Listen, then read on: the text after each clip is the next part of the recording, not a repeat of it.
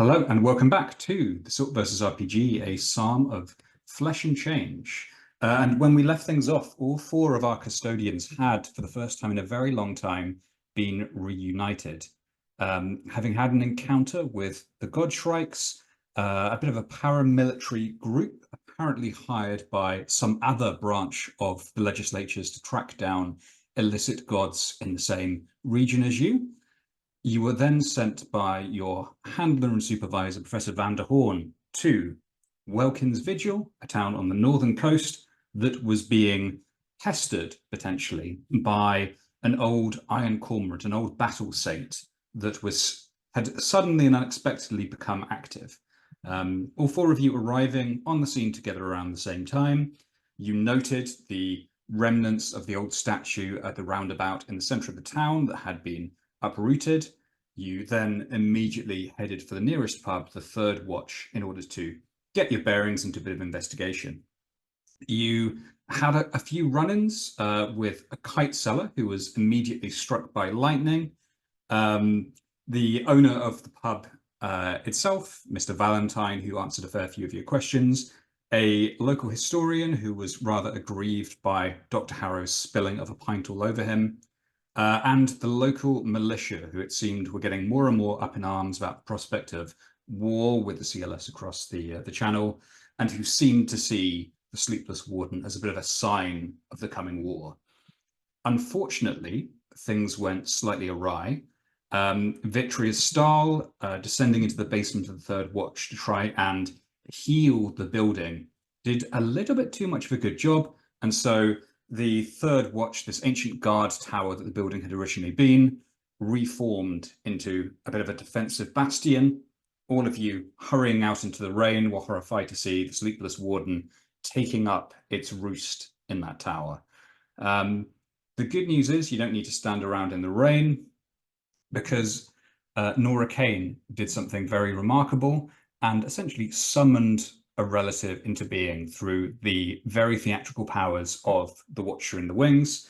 And so you now know that there is a so-called sister of Nora, Annalise Greaves, who lives in a cottage at the far end of town, is a veteran herself and might be able to tell you a bit more about what's going on in Welkin's Vigil.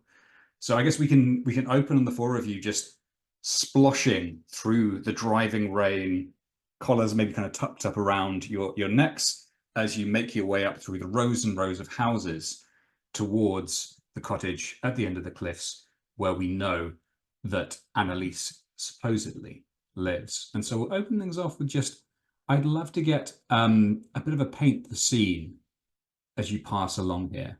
So you can see Founders Row as you pass, the more expensive properties of Welkin's Vigil.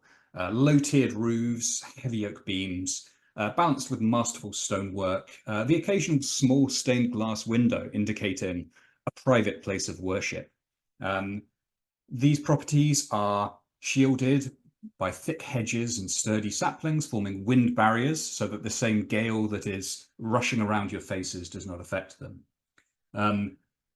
This is a winding, picturesque street of historic houses, each bearing a placard at street level noting the year it was built and the adjudicator or military leader or prominent citizen who first lived there. The road itself is the only modern element in view, smooth asphalt instead of the jarring cobblestones back in the center of town. Antique motor cars are carefully parked in covered garages. You note as you pass them by. Just peering over those high hedges, you can make out the occasional very rare and exotic-looking botanical specimen. So paint the scene, please, folks. Despite the appearance of comfort and antiquity here, what poorly concealed elements of these homes show that the owners have invested heavily in security measures. So as we pass along the road towards Annalise's house, in these various mini mansions and estates, what poorly concealed, heavy, rather frightening looking security measures are in view? Over to you.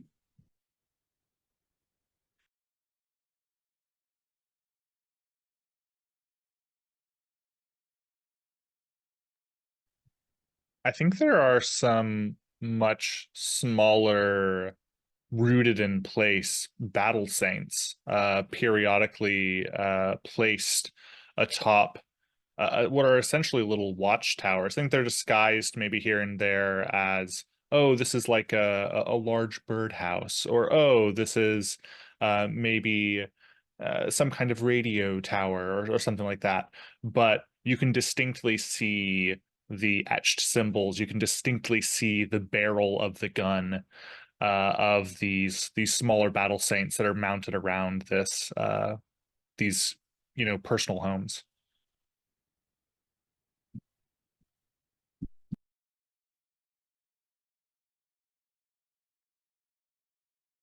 One of the back gardens is completely overwhelmed with a massive, black, gnarled, jagged, thorned tree. And the story around town you've heard is that there was a burglar who was a secret follower of the wound tree and was shot by the owner and grew into a great and terrible tree. And now the new owner has decided that that's quite convenient to have a sort of bloodthirsty, psychotic tree in their backyard that will stab and impale anyone who attempts to do the house harm.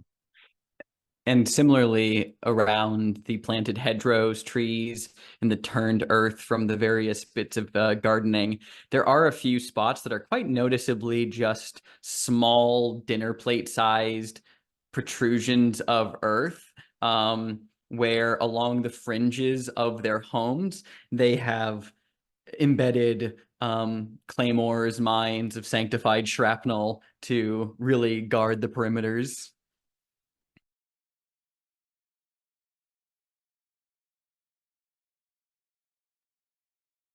Well, I think in several of the other gardens, perhaps in houses that were built around the same time, there are these just beautiful, like giant, sort of like rhododendron looking flowers.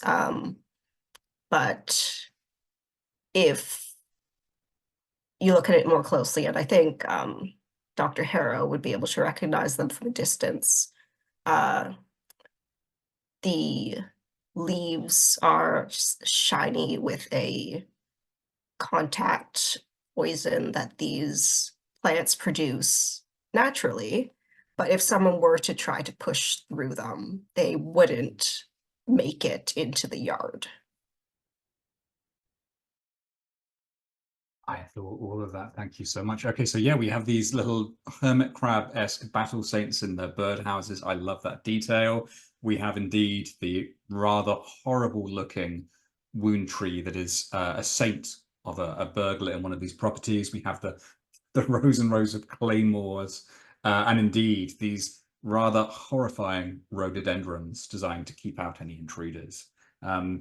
As you're making your way up past these very plush and very secure looking properties, just to check in, I think, with Vitria. So Vitria, obviously things have not gone well. How are you feeling? Are you talking to any of the other custodians about this? What's going on with you? Vitria is ritually sketching and re-sketching from one of the diagrams in her tube, and he's saying, "It was the correct design. It was the correct design. It is now complete. That is how it was. It is that again. It was not an error. I did not grow something from nothing. No, this was how it was supposed to be. It's an omen." And she's basically convincing herself that it was a miracle.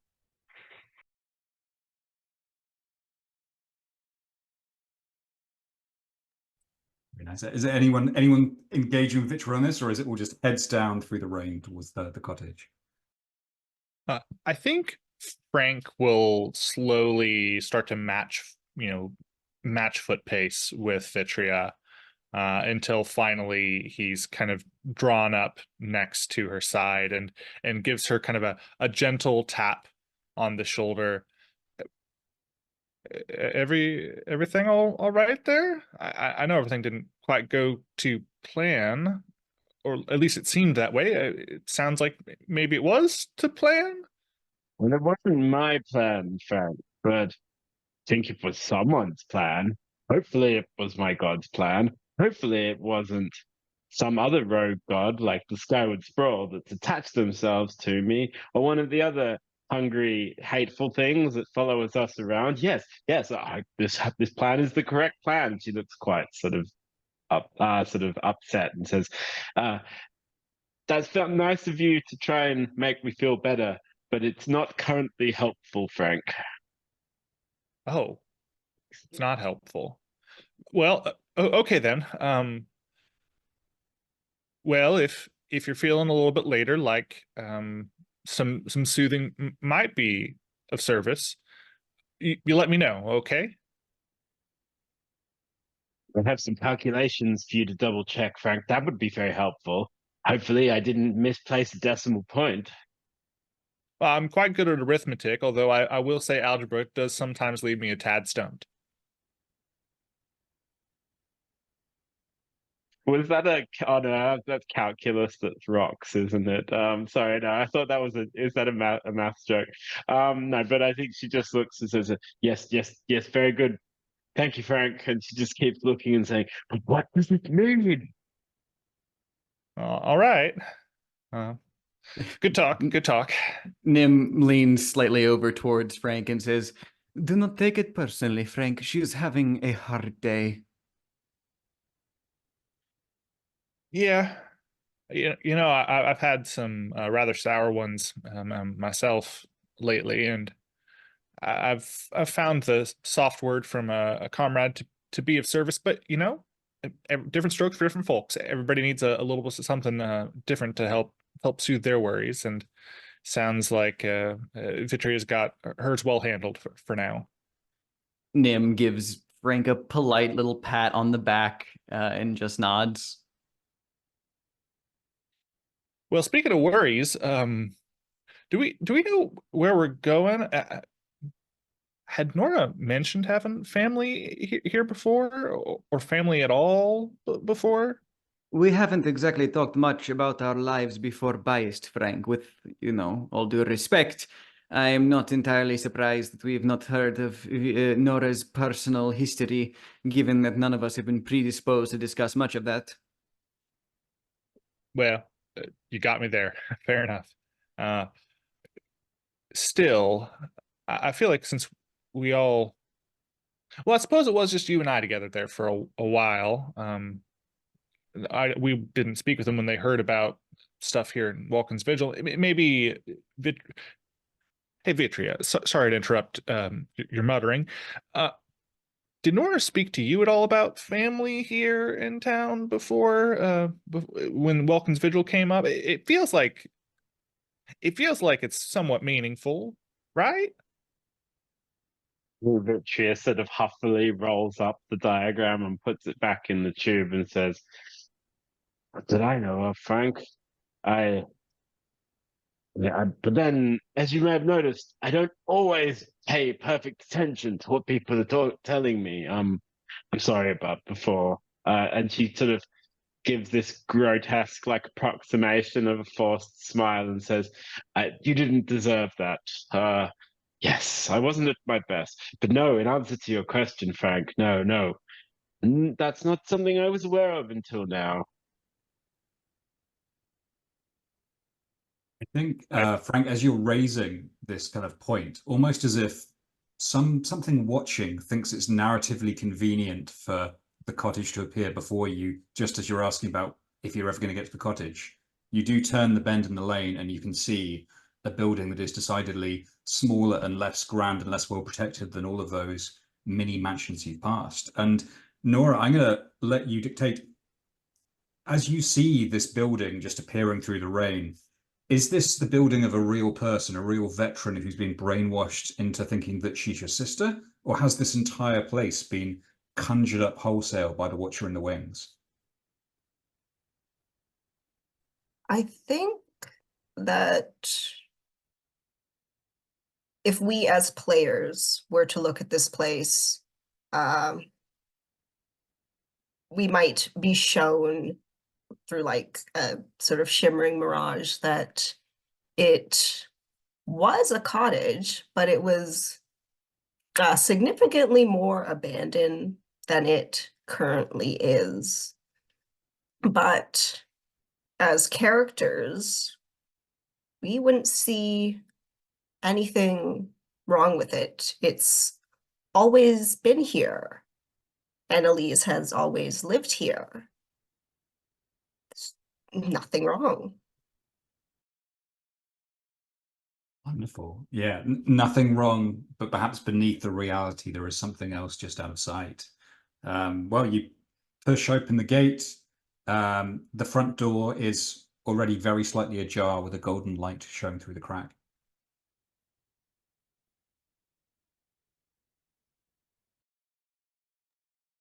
Well, maybe we can just ask the family about it. Maybe we can learn a few things about. Would that be too personal? Maybe you're right. Maybe keeping some professional distance would be better.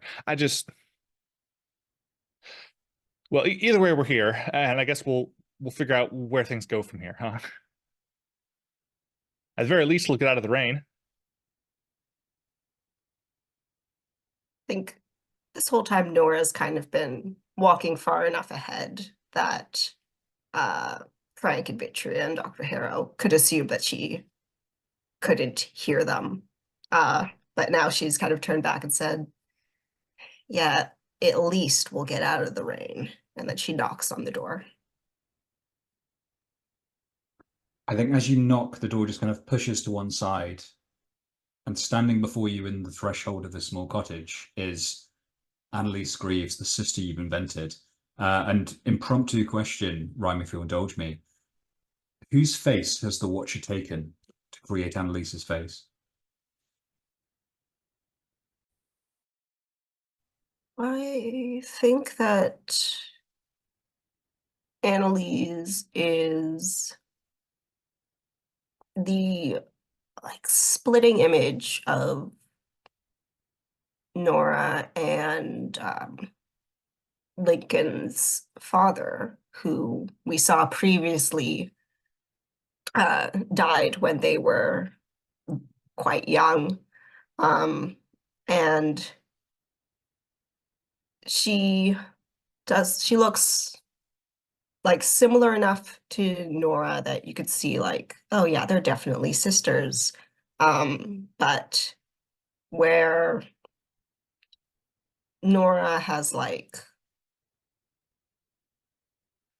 red hair that looked natural, Annalise's hair is just a very plain brown, and it fits her a lot better than Nora's red hair fits her. So this might be the first time that everybody else is realizing Nora probably dyes her hair. It's awesome. Thank you. Yeah, I think just as you've described her, this woman with the kind of brown hair looking very, very similar to the family resemblance, she has tears of recognition in her eyes almost instantly. She strides forward, catches Nora in a bear hug and says, oh my God, I was so worried. I was so worried about you. Are these your friends? Are they coming too?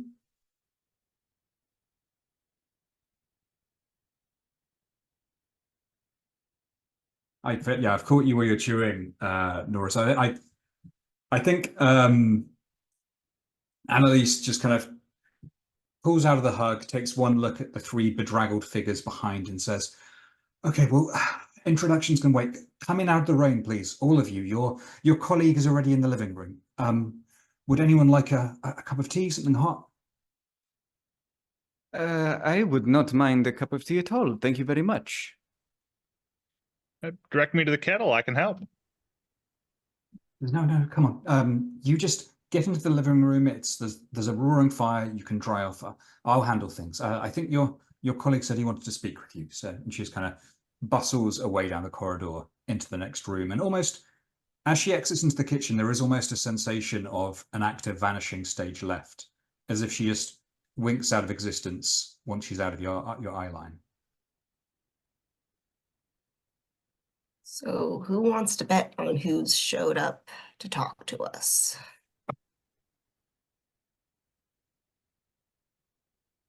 Well, let's hope they're friendly. Colleague sounds promising. I do know a lot of dreadful people, so undoubtedly it will be one of them. Do we know any delightful people? I'd classify you as delightful, Frank. Oh, I think earlier Frank was a little bit crestfallen from Vitria's kind of stern boundary setting as she was working through her own experience from moments before.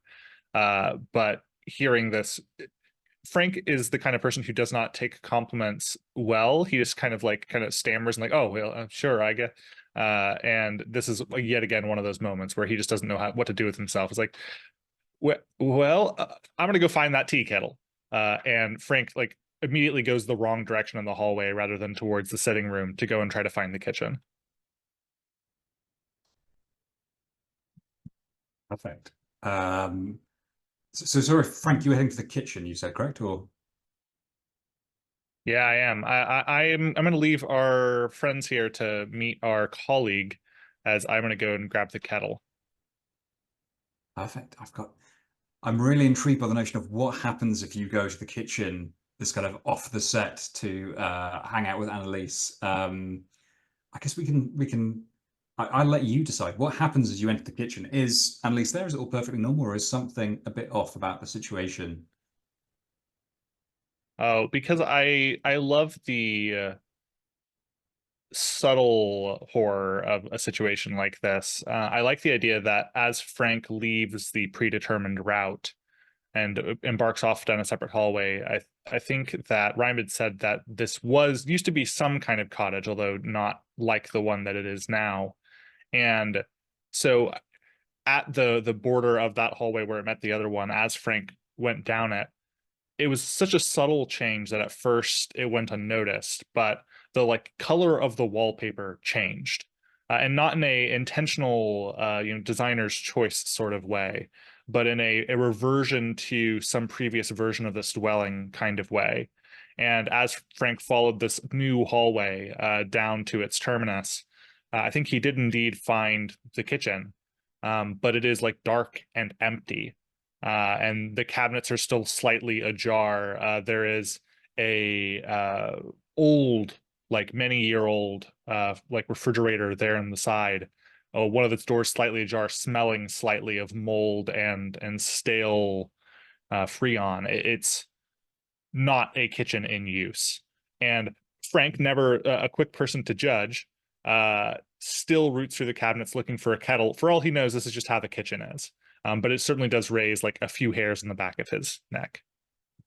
I love that. I'm just going to say, I think that actually, as you do look for the kettle, eventually kind of pulling one down from the side, you also spot some cups and saucers that are just on top of a heavy trunk that is just packed with items. Long cloth robes, masks, prop swords. I mean, it looks like a prop basket, but the cups and saucers are just there waiting for you right at the top as they're needed. Frank will raise an eyebrow, but certainly has not connected any dots, and leans down and picks up the tray and says to nobody, "Thank you," and then turns down the hall bearing his pot, his kettle and his teacups aloft, and he heads towards the drawing room to join the others. Wonderful. Yeah, I think the rest of you, certainly as you've been standing out in the hallway waiting for Frank's return, you can hear the flicker of the embers in the next room, and then a high, very familiar voice does call out rather impatiently. Nora can tell you, custodians, the god that watches over this place doesn't like it when you waste time. Stalling is not dramatically engaging, is it, Nora?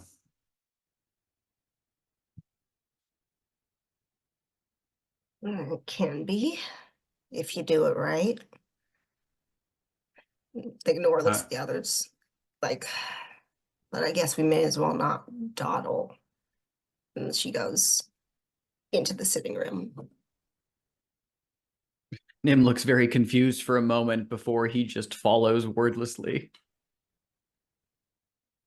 I think the footsteps dislodge the mirror in the hallway, and it's clear that underneath it's just like plasterboard, like a set, you know, that the whole place is fake. Awesome, I love that. Yeah, Nora, as you are the first one in, rounding through into the living room, you can see there's a television in the corner just blaring static, and in a heavy armchair facing it sits Professor Vanderhorn. His round, dark glasses just lighting up with the static as he stares in front of him. He lifts a cup of tea from the side and drinks it, and of course there is tea in there. It would make no sense if there wasn't tea. But it does look a little bit like when there's a film and the actor is very obviously drinking from an empty cup. There's no weight to it as he drinks and then puts the cup back down and says, well, come in. Warm up, all of you. The storm does look rather dreadful, doesn't it?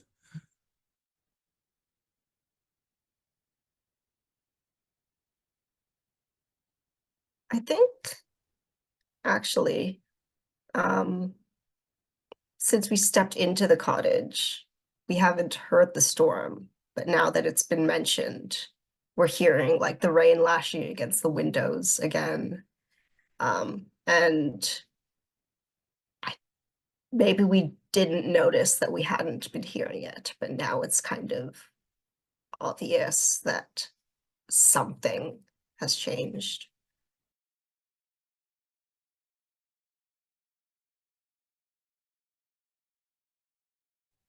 Very, very cool. I absolutely love that. Yeah, so the storm noise just starts up again as if on cue, and Professor Vanderhorn sighs and says, I did say you were to be discreet with this mission, didn't I? How has that gone, Vitrian? How does discreet? As our next report will be. Unfortunately, I had to add 3 annexes for what happened to the tower, but I have a theological explanation for it, Supervisor, you see. So, and she pulls out this massive, like, folio that has all these appendices hastily attached and says, I think you'll find this both comprehensive and color-coded, and just dumps it on the table. Says, thank you, yes, this will be very useful. And that roaring fire, he of course just takes it and flings it into the flames. Ah, that is better. Come on in, that sounds like Frank is here with the tea. Please, have a seat. I think it's time we had a rather serious conversation. Nim does that like awkward wallflower thing where he's leaning against the wall and just clears his throat uncomfortably just in that space after the book gets thrown on the fire, and he's just looking at the ground like, oh boy, this is not a place I want to be right now. Nora just kind of walks in like she doesn't have a care in the world and just like sprawls on the chair that's opposite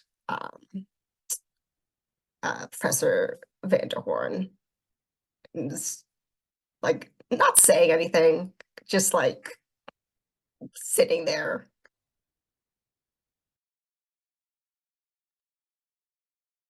Yeah, Frank had almost glided into the room bearing aloft the tea, and upon seeing Dr. Vanderhorn, he looks visibly relieved that, as far as people who could be claiming to be our colleagues, this is like someone who actually is, and that's a positive. It could have been worse. And so Frank, though, does hurriedly go over to Dr. Vanderhorn's side, and seeing that he has been drinking from his cup and noticing it's rather low, goes to refill it from the pitcher he has brought with him, as well as starting to distribute other teacups around the room for anyone who's interested. She is looking at him like this destroyed paperwork and interrupted the supply chain. She's looking at him like he's like urinated in a baptismal font or something in front of her.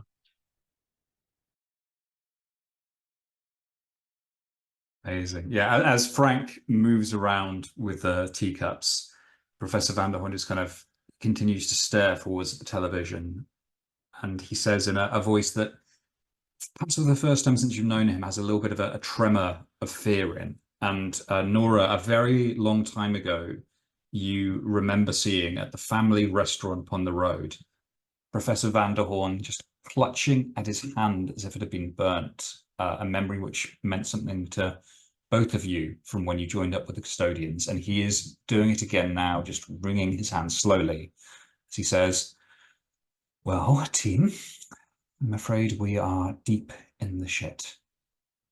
Privatization may be upon us. Do you understand what that means? You don't mean to say that that the Bureau is going to be bought? Not precisely. Adjudicator Raymond Gilead is making a name for himself, claiming that government institutions such as the Bureau are overfunded, corrupt, and inept. As such, he is attempting a trial of outsourcing the functions of the Bureau to a military group under his command. I believe you have encountered this crew already, some of you at least.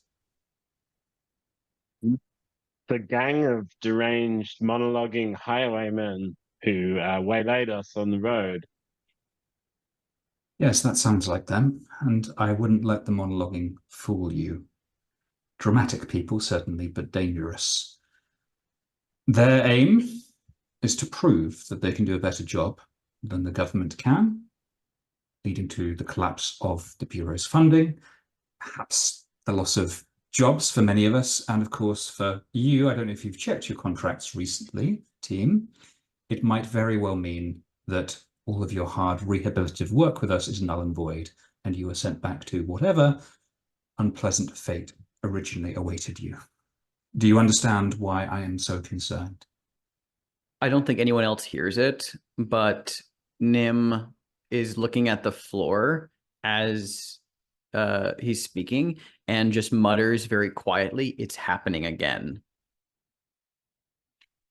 I think Nora looks at Vanderhorn's hands and looks up at him and is like, should have let me handle him when I had the chance.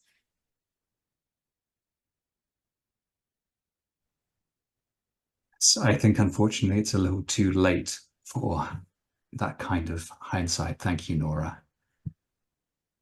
The God Shrikes, as they're called under Captain Lynch, need to be dealt with one way or another. I will attempt to come up with a scheme, see what resources I can pull to attempt to make the case to the Bureau, ensure that the damage Raymond Gilead can do in the media is limited. I understand he's been placing negative PR pieces about us back in Glottage for some time now. I will do what I can. I do need all of you to be very, very careful and very, very successful when it comes to your assignments. Do you understand me? Do not give Gilead or Lynch any excuse, because they will take it, and they will not deal with you gently.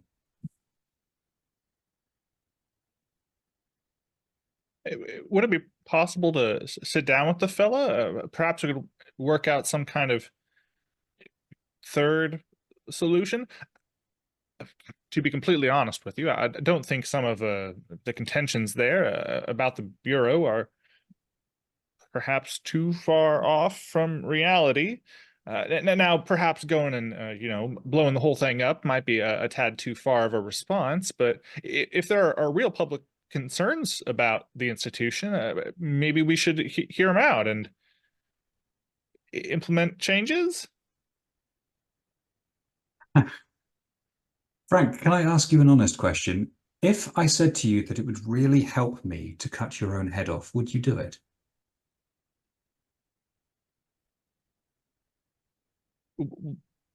I don't quite see how that would help right now. What I'm saying, Frank, is that at a time like this, I think you need to be thinking a bit less about helping and a little bit more about survival. If not your own, then your friends. If you want to help your fellow custodians to get out of this in one piece, to avoid being taken back to prison or sold over to sacrifice, I suspect we are going to need to start thinking about Captain Lynch, the God Strikes, and Adjudicator Gilead as enemies. not someone that we can negotiate with, not someone that we can help enemies. Do you think you have that in you, Frank? Well,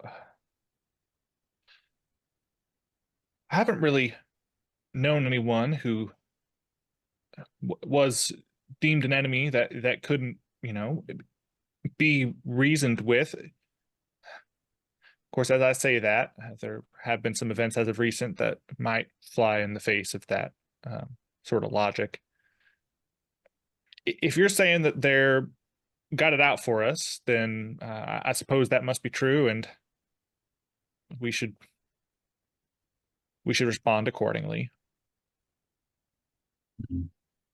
Their existence is unhelpful, Frank. I think we can agree that your faith allows you to understand them as unhelpful to us, to our existence.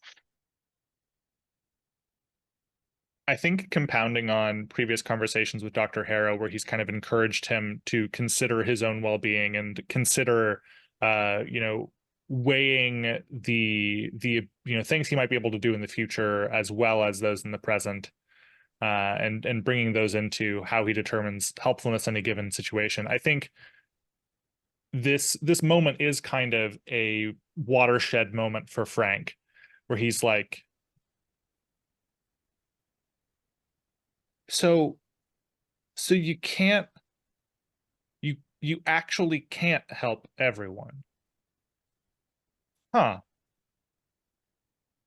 And Frank very quietly kind of he sets down the tray that he was holding. He goes off in the corner, and his bag is not there. Obviously, his bag is back in the van or in the car or wherever they left it. But I think he kind of crouches down and folds himself as small as possible, and he just kind of sits, his head nestled between his knees. He's still like watching the room, but he's mostly drifted off, and he's kind of staring off into the fire. And I think now, like Vitrio was before, he's kind of talking softly to himself. So if not, you can't help everyone. If they've got different aims, then that means you have to determine which ones you do need to help and which ones aren't worth helping. And Frank is like puzzling through what for many people is a very basic moral quandary that they handle much earlier in their life, and is determining kind of what that means to him now in the present. At the sight of this, Professor Banner he really clutches his temple, and then, as if to the lone voice of sanity in the room, looks at him and says, Dr. Harrow, you of this entire group, I would hope, can recognize poison when you see it. Do you think you can do what needs to be done? Yes. Good. I could not, of course, advocate that you in any way impede or cause harm to the Godshrikes, since they are, of course, a fully licensed and legal team carrying out governmental work in an entirely proper way. So I certainly could not advocate that that is the route you take. On to cheerier things, and he takes out a very familiar now biased stamped brown file and tosses it across to you. Your next assignment, and this one, should you be able to investigate it thoroughly, may help with our little problem, since it involves members of the military, some of whom I suspect will have had a history with Captain Lynch and his team. And on the front of the file, the assignment simply reads, The Tangle Lands. So this is another assignment written by the amazing James Smith.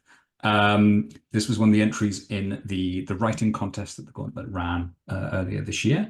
And so I'm really excited to give this one a try and a bit of a test. And yeah, I think it's fantastically written. So hopefully we have fun with it. Summary.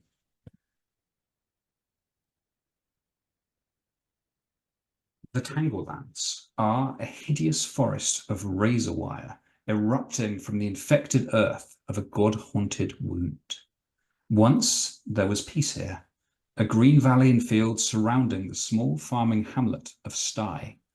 One day, a miracle of terrible power struck without warning, enveloping the valley in a blossoming profusion of barbed wire that blotted out the sun. Stye was no more, swallowed up by jagged groves.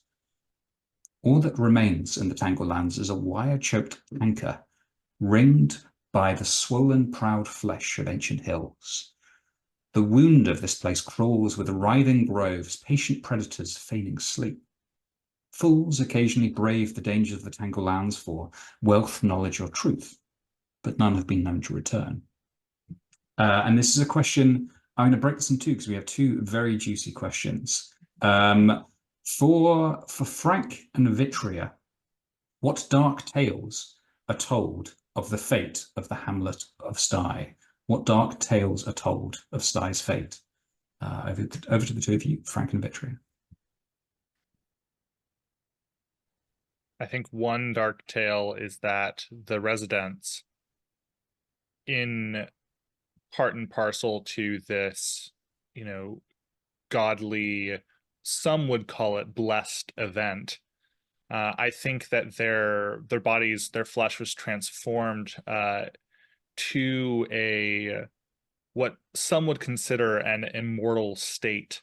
But they are suspended there amongst the barbed wire in eternal pain, their bodies tangled in these sharp barbs, and any amount that they move, any amount that the ground or the wind shifts, they cry out, and the soft whistling of the wind through the wire is not wind at all. It is their screams, it is their cries, it is their soft, pitiable noises that instead are what you hear when you are following through the tangle yourself. I think the other story is basically a war story, that it has something to do with the last war, and that this was some kind of military experiment gone wrong, tested on an unsuspecting population, and those who already believed that, it's basically a kind of truther conspiracy theory of the peninsula, that the government did the Tangle Lands.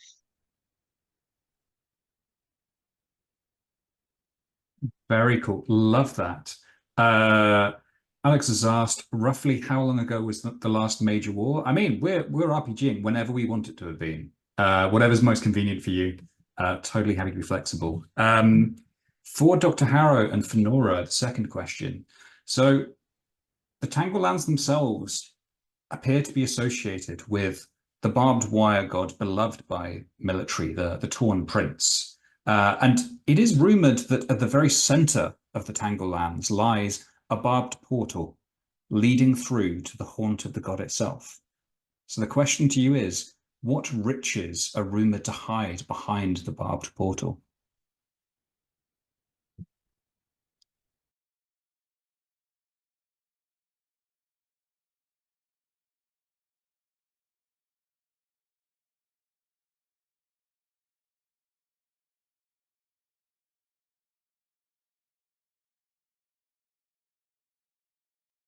It's an absurd story and definitely in no way true. But people talk, symbolically, that at the heart of this place, beyond the barbed portal, there is truly freedom from war, peace that can be found in the midst of that hellish wound.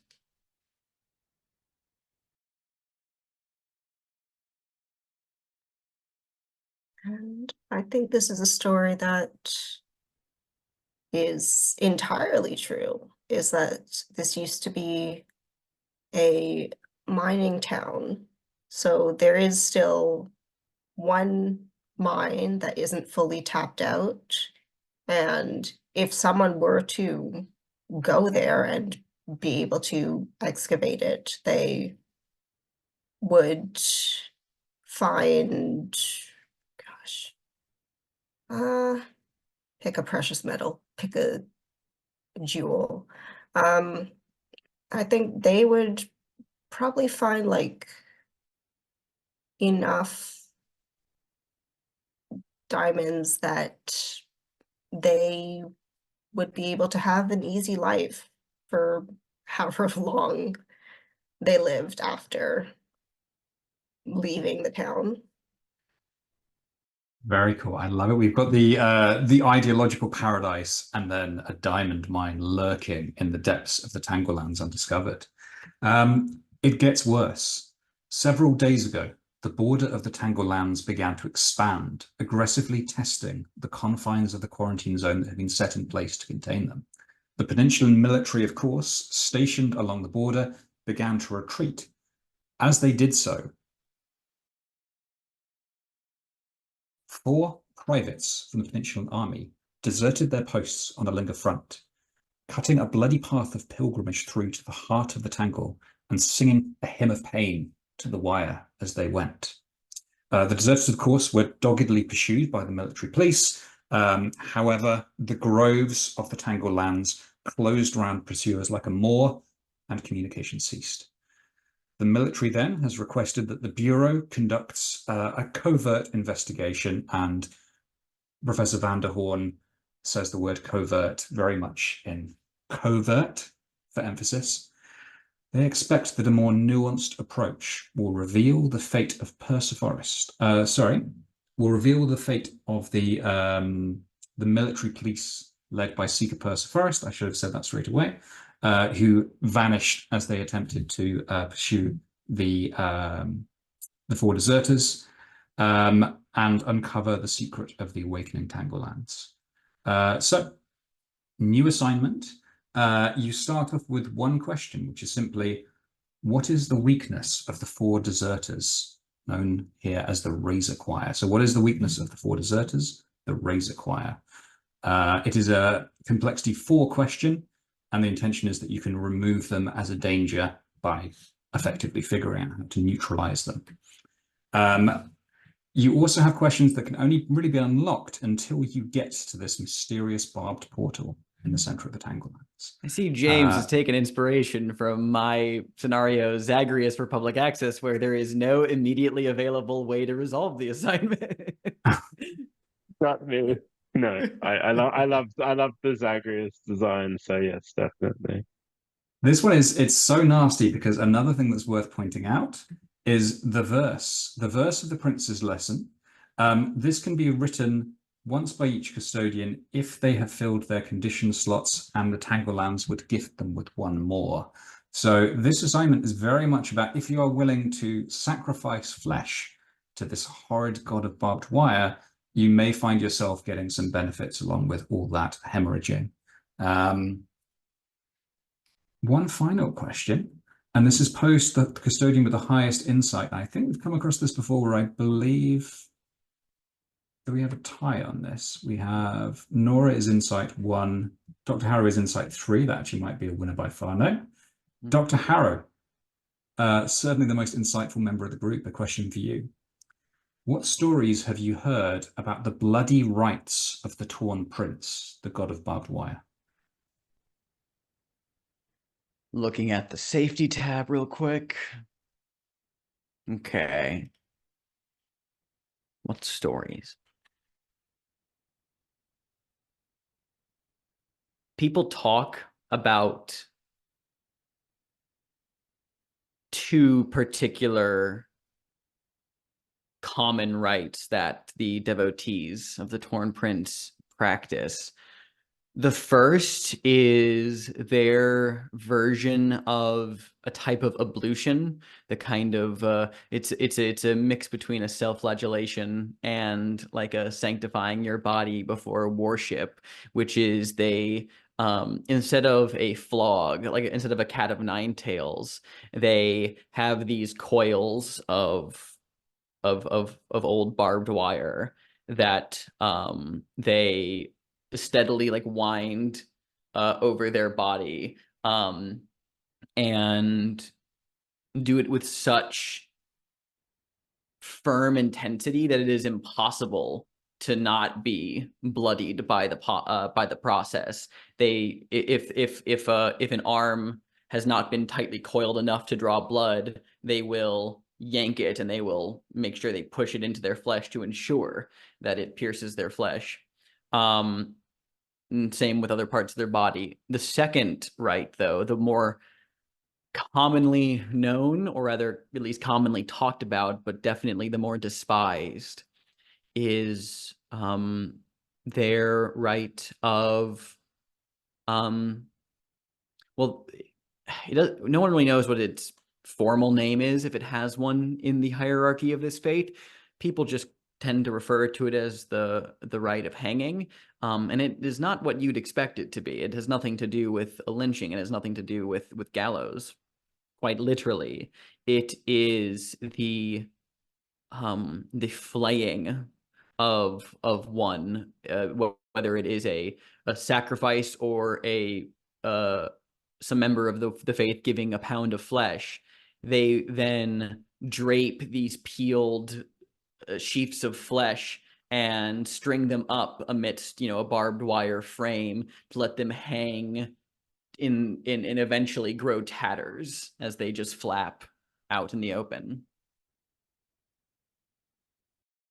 Metal as hell. Thank you. I absolutely love it. And yeah, as James has said, we will all keep an eye on the safety tab. None of us have mentioned flaying or flensing, but obviously we're using the X card. So if anything is ever too much, just everyone say. I think right now, Professor Vanderhorn just he drops the file down next to you and says, I shall leave it to your discretion to decide how you want to handle this. I will just remind you that we cannot afford for this to happen again.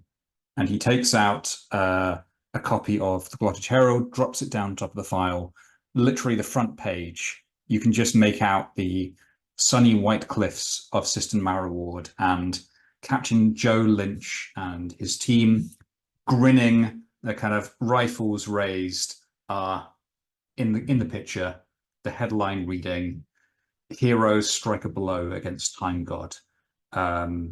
I'm sure that there should be a really bad pun, but I can't think of that on the spot. If anyone can think of that, please chip in. But yeah, it is very much a headline, a hagiographical headline, suggesting that the God Shrikes have struck a great blow against illegal deities. Clock punched. Amazing. Yeah. Gold stars. That's perfect. Professor Vanderhorn just sits back with his empty cup of tea and says, well, what's the plan, I suppose? I think Nora's picked up the Tangle Lance file and is just kind of skimming through it, and her hands kind of tighten around the pages.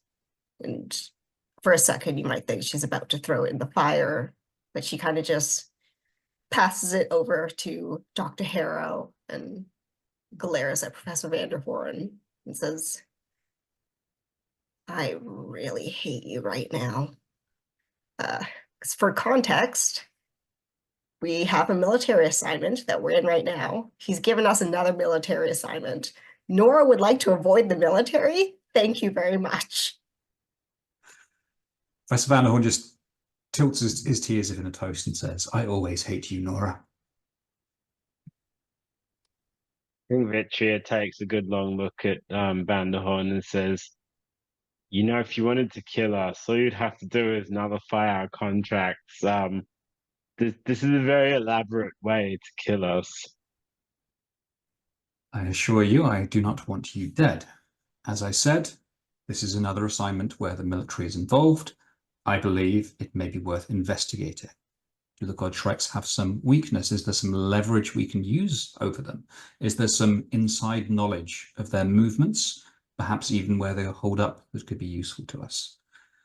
I can assure you, this is perhaps the first time since we began working together that I need the four of you. If you die, my hope of getting rid of Lynch and his team is lost. If you want me to say, please, and he kind of just almost grimaces a little bit, I would be willing to do so. I would settle for... Nora tries to mimic his voice, and it's sort of echoey in a way that she's doing a really bad mimicry, but you can also hear a perfect copy of Professor Vanderhorn's voice. I would settle for, Nora, you're allowed to kill one person. And she shrugs, like, you know, that might entice me to. She kind of gestures at the folder she's handed off to Dr. Harrow. Go do something I really don't want to do. Like all dramatists, Nora, I hope that you could understand subtext. Let me say that there is no way that the Bureau could allow its agents to commit unsanctioned killings without filling out the proper paperwork and without proof of its efficacy towards the completion of an assignment. Is that clear? Nora kind of grins. Yeah, crystal clear. Nim has mostly been quiet during this interaction. He occasionally thumbed through a file after it was passed to him, but largely he's had this like 1,000-yard stare as the details have been talked over. And his arms are folded. He's a little like shriveled up into himself slightly, but as this lull is coming around, he shifts slightly, and again, one like clears his throat in that uncomfortable way, and just says, "I I will go."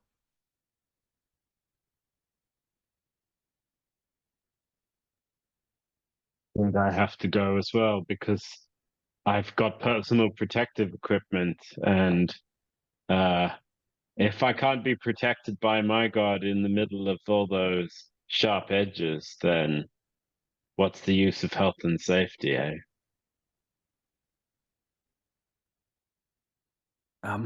Nora, Frank, yeah, well, Nora, you don't want to be around the military, apparently, and Welkin's Vigil, for all of its boasting of its history, it is little more than amateurs, old veterans, going for ancient glory or future glory.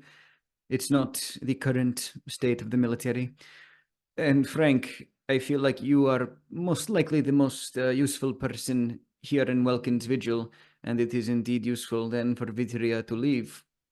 And if anyone's going to ensure that this matter in these Tangle Lands is resolved, I would like to see it done myself. I think Vitria has this look on like she basically thinks this is a death sentence and that Van der Horn's sending them to die, but that she doesn't feel like she has any choice but to do it. I think Nora's partially glad that Dr. Harrow's given her this excuse, kind of annoyed because she kind of just got permission to murder someone, sort of, and it seems unlikely that she'll be able to use that here. But eventually she does like nod and say, like, good luck with His Majesty. She grimaces, the absolute worst.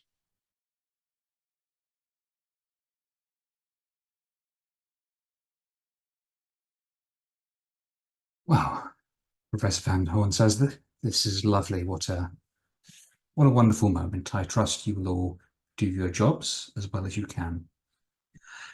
I must get back to Glottage to attempt to deal with our PR disaster before it really unfolds. Excuse me, Nora, do thank your sister for the tea. And gets to his feet, dusts himself off, and strides out into the rainstorm. Yeah, I think as he stands up from his chair, Frank hops to his feet and grabs his cup and sets it on the tray and walks him to the door, opens it for him, and gestures out into the rain. As Frank has been quiet in the back of the scene for long enough that I'm going to use his move. Awesome. What has Frank really been doing all this time? Yeah.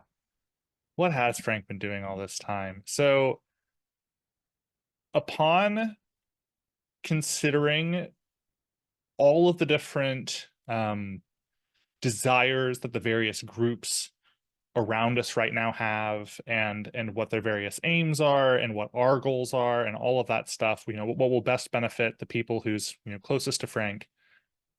Frank came to the conclusion that he needs to do something about this rogue battle saint. And specifically, we'll get to exactly what Frank wants to do in a second, but the immediate action that he takes is he's already left the house. He left behind his extra hand, and he's been kind of marching at a pretty stiff pace through the rain, back towards the sort of quickly formed castle battlement that the bar was enhanced from, right, to its final state. And we had seen the Sleepless Warden enter through the large wooden doors and head up to the topmost reaches. And I think there's kind of a perimeter that's been set up at this point by the local police, or just local citizens, to keep people away from this structure that has emerged. And Frank, upon arriving at that, kind of steps over the barrier and walks quickly, amidst protests from other people on the street, up to the door, pulls on the ring, opens it, and steps inside.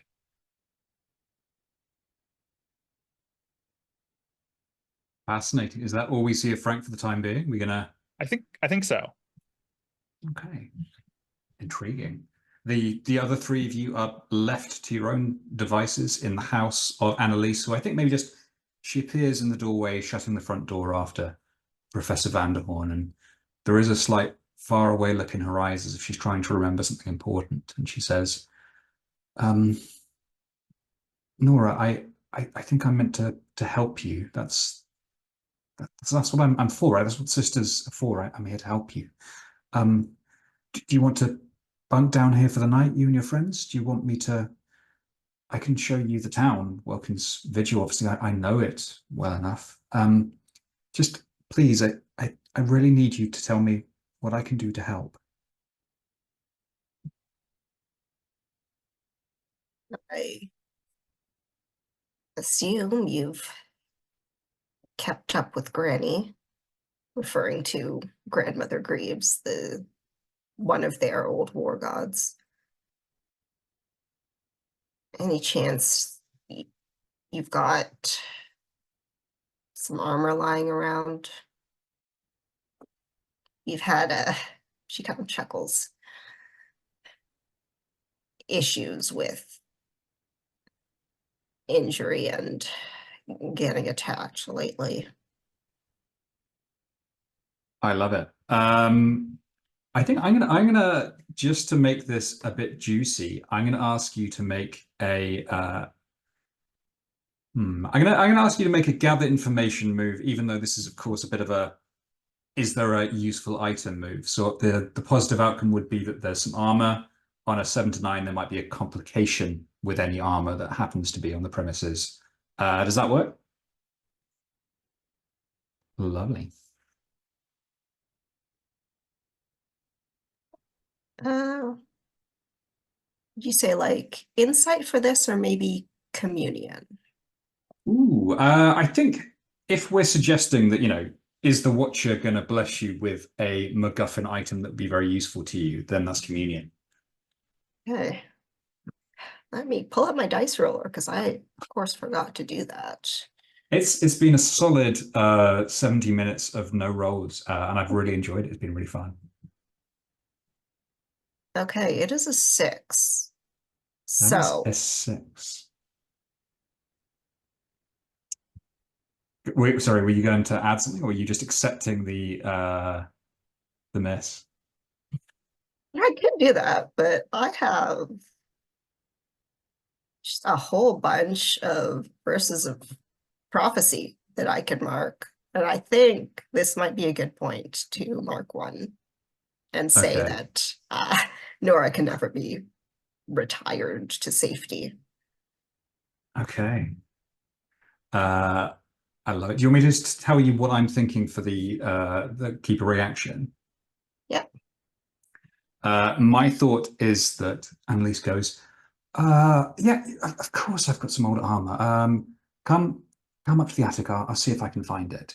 And she kind of leads you through this crumbling cottage, and just maybe the reality starts to shift in and out a bit, as if she's really struggling to come to terms with something. And I think as she kind of comes to the attic, she pulls out a trunk that's been recently laid aside, and she opens it and says, here we are. This should fit you. And as you look, Nora, you can see upon it, this is new military armor. And painted on the front is very visibly a skull speared upon a thorn, the very same sigil that you saw on the armor of the Godstrikes. And as you look up at her face, Nora's father's face, just the resemblance starts to peel away, and there is another face just starting to peek through the unreality. This is not someone that the Watcher in the Winds has invented wholesale.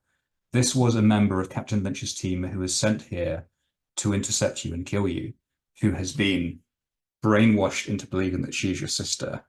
But the Watcher's hold over her could break at any time, and she could remember who she is.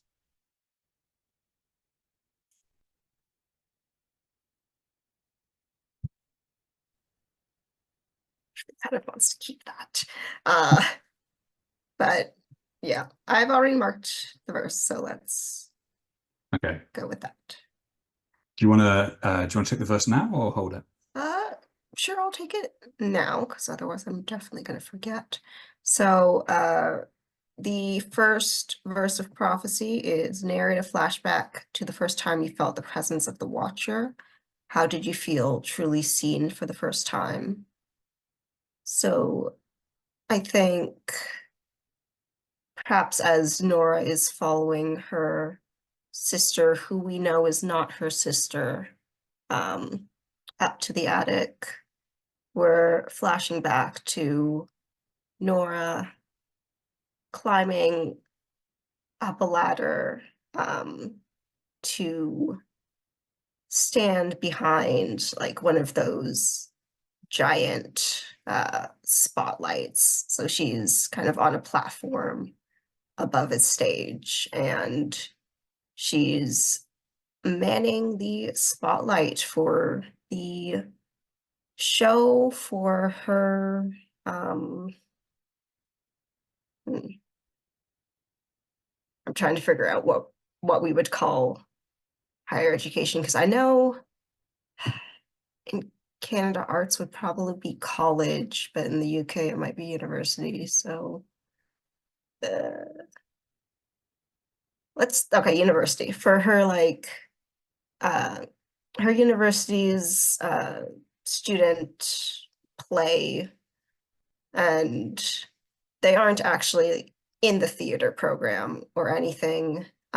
So that's why they have humans manning the spotlights instead of having a like sort of sacrificial marionette to do it for them. And she's standing behind the spotlight, and all of the other lights go dim. The 3 spotlights light up, and as the curtain rises and the small audience they have of mostly other students applauds, she directs her spotlight so that it's pointing with the others on the one person standing on stage. And as the whole audience is seeing them, she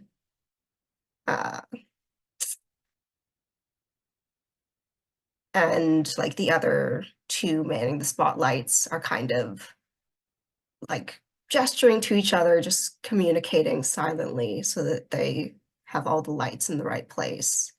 And no one in the audience can actually see them. The people on stage know that they're there, except they kind of ignore it, but Nora sort of feels like as the person on stage begins their opening monologue, she kind of feels the hair on the back of her neck stand up, and she knows that if she were to look over her shoulder now, she would see just like two giant eyes kind of floating behind them, just in a very large face who's smiling at the three of them for a job well done. She doesn't look behind her, but she knows that someone is watching and is proud of them for letting the actors show off, letting the actors be brightly lit. Lovely, thank you. And I think as this memory fades, you look down at the trunk, and inside is a perfectly normal suit of Peninsulan army fatigues and a flak vest. There is a complication with it. So, and you should have guessed this really, because the Watcher in the Wings detests plot armor.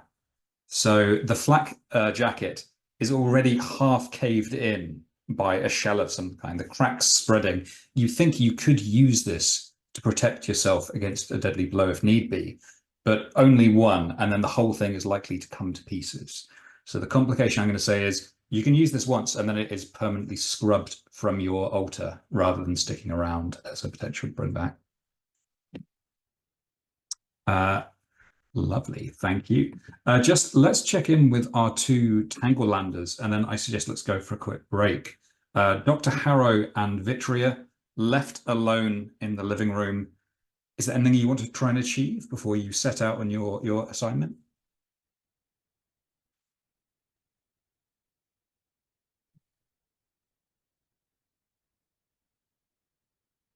Did you have any thoughts, James? Trying to think of if I should use my move. I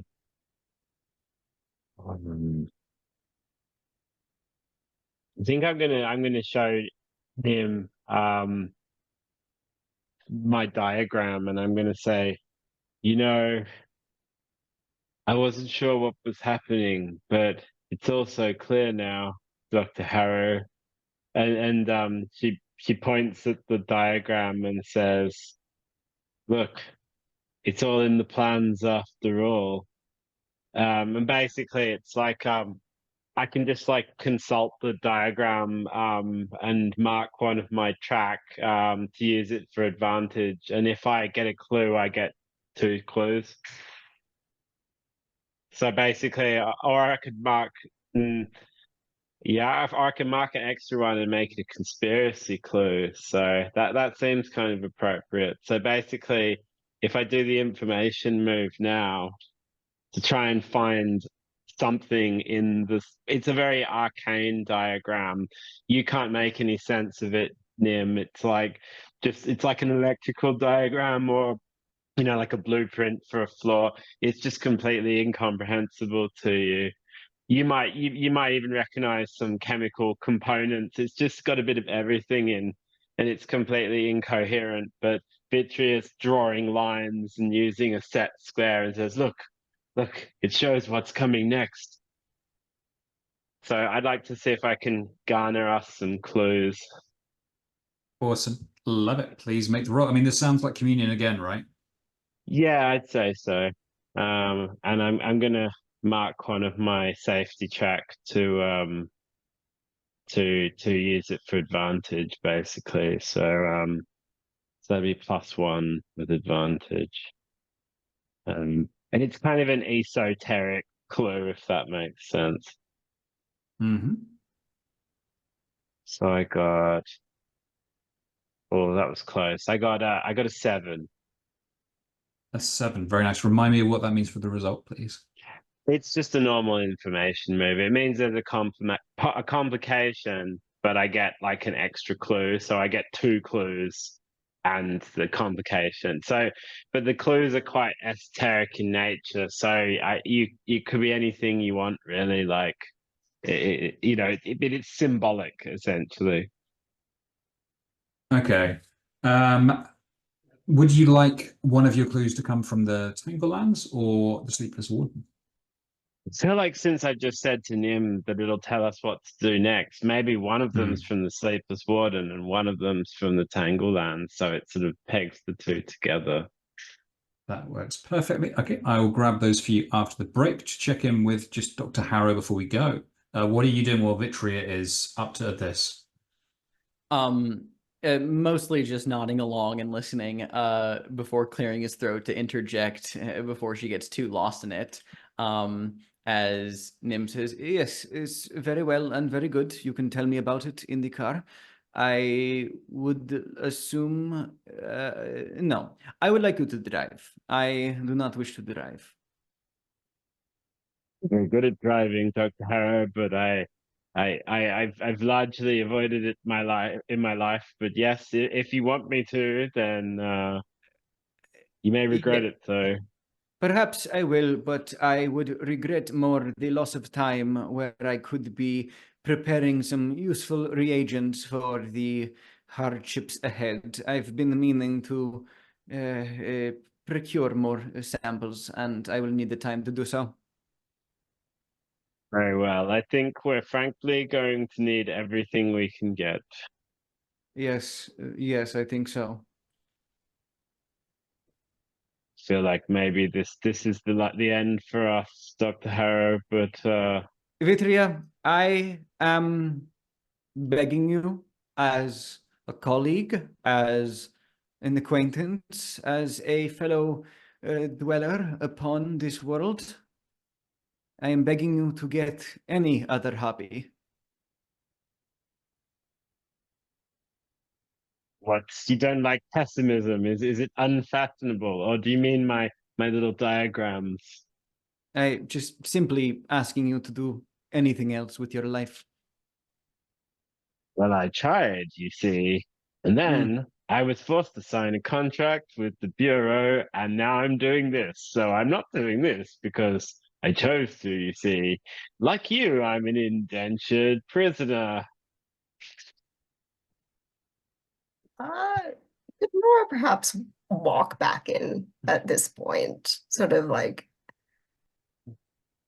drop the jacket on the couch and say, yeah, cry me a river. I guess mean, I'd better. sorry, go ahead. Sorry, someone is ringing the doorbell. Because that always happens. Sorry. No, I was gonna say, I should probably go look for Frank. I don't know. David, is Frank's helping hand, Frank's extra hand still in the cottage? Absolutely. It's been like attempting to tidy up. It's been doing an okay job at it, actually. It's like collected all the used cups onto a single tray.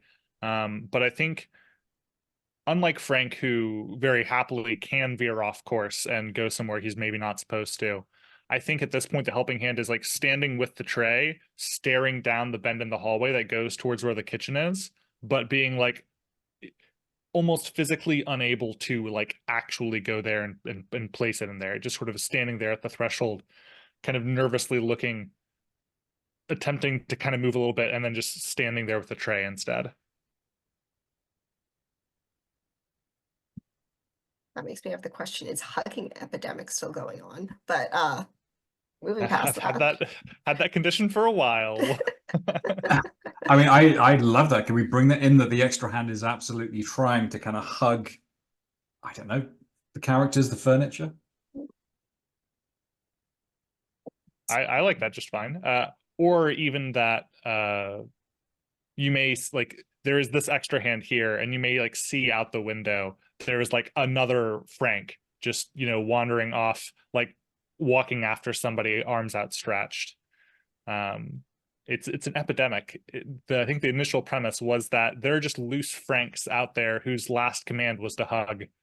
Yeah, I have not paid off that Chekhov's gun well enough yet. We haven't really had the chance, but I love the idea of this extra hand kind of trying to hug.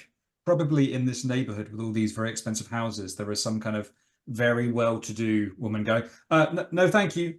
No, thank you. As she retreats away from the hugging extra hand.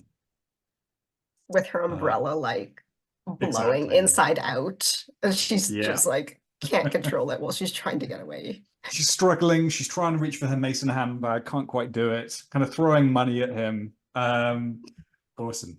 Okay, let's leave it there. It is just past past. See you back at 22. Lovely. All right.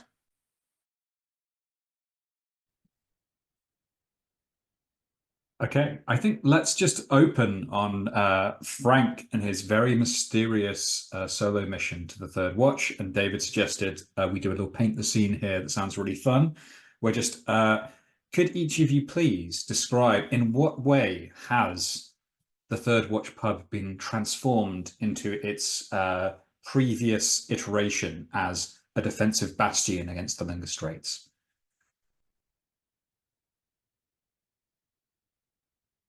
Yeah, the element I think I want to lead off with is, I think the interior, this room where you enter to is still vaguely reminiscent of the bar we were in earlier today. There's still some of the stools, although they are now kind of merged with the stonework of the floor. I think the long bar top has been transformed from its previous purpose to instead having like rows of powdered munitions behind the counter instead of the rows of bottles. And I think the major feature difference is how the internal structure is set up, much in the way that you would have like castle battlements, you know, way back in the day. It's a little bit maze-like now. Because very intentionally, if you know there's someone who's trying to get to the top to disable something, or some invading forces coming in, you don't want them to. You don't want it to be immediately apparent how your whole structure works, and so I think it is like intentionally obtuse how to go up in here. Like there is all sorts of weirdness at play. I think as much as Vitria wants to think it's been restored to its original purpose, it's actually like a hyper exaggeration. So it's grown these howls moving castle-esque kind of protrusions and blisters, bristling with like cannons and like the equivalent of a battleship cannon, just like bristling out the sides. So it sort of looks like it's like about 5 battleships attached to a building. I think it has this like modified, like the radio but that was playing in there has like mutated into this like strange klaxon like massive towering, like it's like if you made like a jukebox that then became really tall and thin and scary looking, as instead of crooning out the pub tunes, it lets loose these almost shrieking metallic like wailing klaxons of like a siren essentially.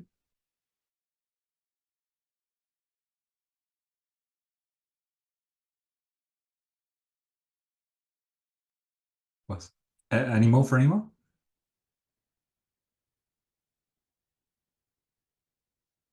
Okay, then I think Frank, this horrific environment, the dirge-like sounds of the jukebox peeling out, but also just the very heavy clunk, clunk, clunk, as on the uppermost floor of the tower, the sleepless warden performs its endless vigil, watching the coast. What's the plan here?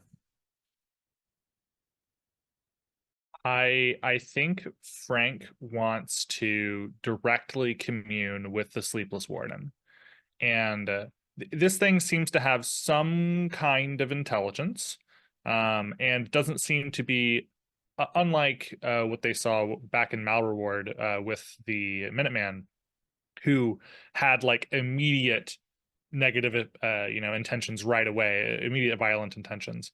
Right now, the Sleepless Warden seems to be like looking for something or having some other objective. So Frank would like to like try to make his way up to where the Sleepless Warden is to directly engage with that. And I think he still has on hand. Let me scroll to my items. But he has a government manual entitled Architectural Miracles, Guidelines for Neutralization. And I think he's going to use this as kind of his guidebook to try to navigate the transformation that Vitria has wrought here in order to reach the Sleepless Warden. I think that's lovely. I will say, however, that you are blessed by lightning. So as you were climbing to the top of this tower, exposed to the elements and the storm raging above you, I think that is going to even out to a flat roll, because as you climb the stairs, I imagine the shards of lightning descend hungrily, like they know you're there, like they're reaching out for you. I'm happy to take that. That sounds great. Awesome. But that is, it's going to be a revelation move. You could definitely argue for communion. What are you afraid is going to happen if you fail here? I think Frank is worried that he won't be able to like there's like the not being able to reach it physically, but I think like more Frank is kind of trying to form some kind of empathetic link with this thing. He's trying to like really communicate with it. And so I think he's worried that for whatever reason, that's just going to fail. That's like that, and now he's attracted this thing's attention and been unsuccessful in garnering its support. Okay, and will you give me a material consequence of that attention from the Sleepless Warden? Yeah, I think he's worried that he will have raided this thing's battle tower unprompted and will be met as an enemy combatant by this battle saint. Okay. I think this is how it's worse than that. It absolutely will view Frank as an enemy intruder. How can I make this worse? Any good suggestions for how we can make this not just it's going to stab Frank, any kind of sadistic twist? You know those battle saints that were in people's yards? Yeah. What if Ooh. it like sends out a signal and it's now activated those other battle saints to come march on the tower because they're being invaded? That is incredible. I love it. Yeah, I think that is exactly what's going to happen. Frank is going to hear the Sorcerer's Apprentice theme as this little marching army stalks down through the cobblestone streets of Welkin's Vigil, advancing upon the tower. There's actually loads of them. Like some of them are buried in the fields, or so there's just like absolutely loads of them. I think this is the first time I've been nervous for a roll during this game because I genuinely want to succeed here. That's good. That is 9 together on the dice, and this is communion, which I think I'm still a 0 out. I might have finally. I think you were at a -1 when I saw you. I'm still at a -1, so it's an 8. It's a mixed success. It's an 8. Very well, a mixed success. Okay, I'll come up with your complication in a second, but for now, just tell me how does this immediately play out as you climb to the top of the stairs and this great iron statue just stares down at you? Yeah, I think it's not as simple as just climbing up the stairs. As I mentioned, there's kind of this winding path that Frank has to take. At one point, he has to clamber across some of these, as Vitri just described, these cannons jutting from the walls. He has to kind of clamber across some of them, jump across a small gap in order to find this access hatch that he pulls down. There's like a thin rope ladder. He then climbs up to finally get to that uppermost reach. And there's like a crack of lightning right there at the surface. And he like waits for the thunder to pass before finally, creeping out himself. And sitting there atop this, hulking metal statue, eyes, if it has that, its gaze clearly locked like out to sea. Frank standing there shivering in the downpour. Hey there. Hey there, big guy. It seems to me like you came here for something. Like you got a battle going on. You have enemies beyond our shores. Well, I just want to let you know that the enemy you're looking for, they're not around no more. They're not here to bother us particularly. That could of course change, but we do have some enemies, right? I was just talking to my boss. We do have some enemies right now, and I was just wondering if you're looking for somebody to fight, if we might be able to help each other out a little bit.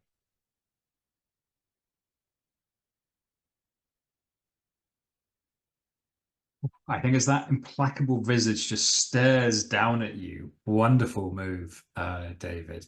Let's cut away from that just to Victory and Dr. Harrow, maybe not even aware of what Frank is doing, back at the roundabout in the town square, getting into the vehicle of your choice. Victory, are you picking the van or the car? What's the plan? I think a car. I don't think Vitria does vans. I think the car that we did establish is kind of filled with water that just comes pouring out as you open the car door. It's worth saying, Victory, of course, that having consulted the plan, so these two clues that you have successfully gotten, these, this is your intuition, this is your knowledge of how things tend to play out.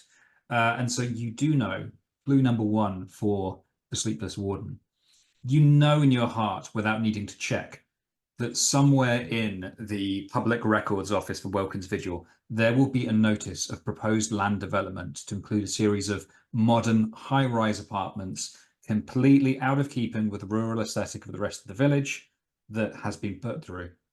So that is your clue for the Sleepless Warden, a notice of proposed land development, including a series of modern high-rise apartments. And just as you know that, you know damn well, having heard the stories of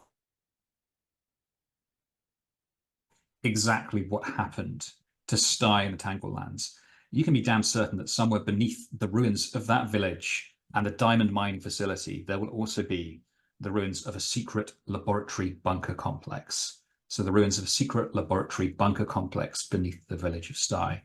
Those are your two clues as the two of you hop into the car, ready for your next assignment. But first, a journey scene. And this is a custom one that has come on as a result of your conspiracy. And it is simply called Ambush. You probably should have seen this coming. As you are driving on the long road eastwards towards the Tangle Lands, you see ahead of you a long toll bridge over one of the many outlets of the White Gull that descends out into the channel that separates the CLS and the peninsula. The toll bridge is glimmering in the moonlight. There are no other vehicles upon the road at this time of night. The barrier is down, and as you just kind of slowly come to a halt, the lights are shining up ahead in the small security booth, but no one appears to be home.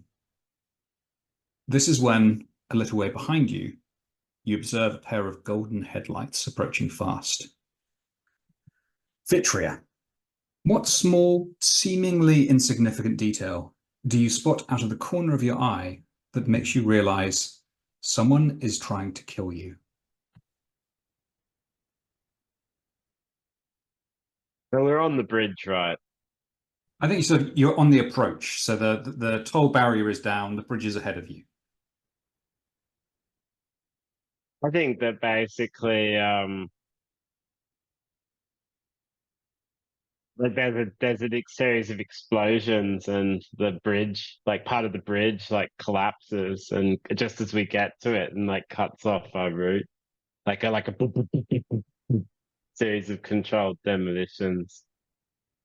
That's perfect. Thank you. So yeah, the bridge kind of blows ahead of you. And I'm going to adjust the second question slightly because we don't need a roll for that, I think, unless you're going to try and whiz over it. But Dr. Harrow, Sometimes it's better to go big when you're taking down dangerous prey. As you turn to look behind you, what breathtakingly outrageous, over the top attempt to kill you are the Godshrikes deploying? Oh my god, you've given me so many possibilities. Outrageous attempts to kill us. Oh my god, hold on. I have like 6 different ideas. This is so good. I can buy you time if you need it. Yeah, give me a second. Okay, let's as we wait to see exactly what the outcome of that is. I think David has sensibly suggested back in Welkin's Vigil that before we deal with the Sleepless Warden's response, you make an attempt to answer the difficulty 2 question that kicks off the assignment.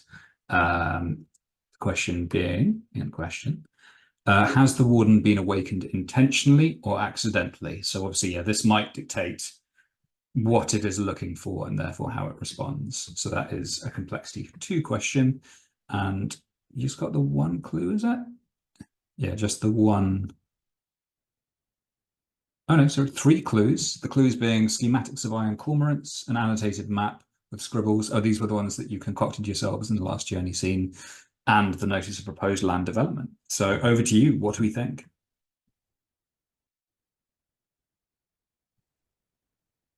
I think I'm leaning towards accidentally. I don't know if I have a like deep narrative, but this doesn't have to be a terribly deep one, right? I think we have the schematics for the iron cormorants, and you know where they're sourced from, and I think that we could draw from those that there's like a periodic wake up for them, that unless that feature was disabled, that these things will just wake themselves up to continue patrolling. That's just a built-in feature, and that it might be around because of that.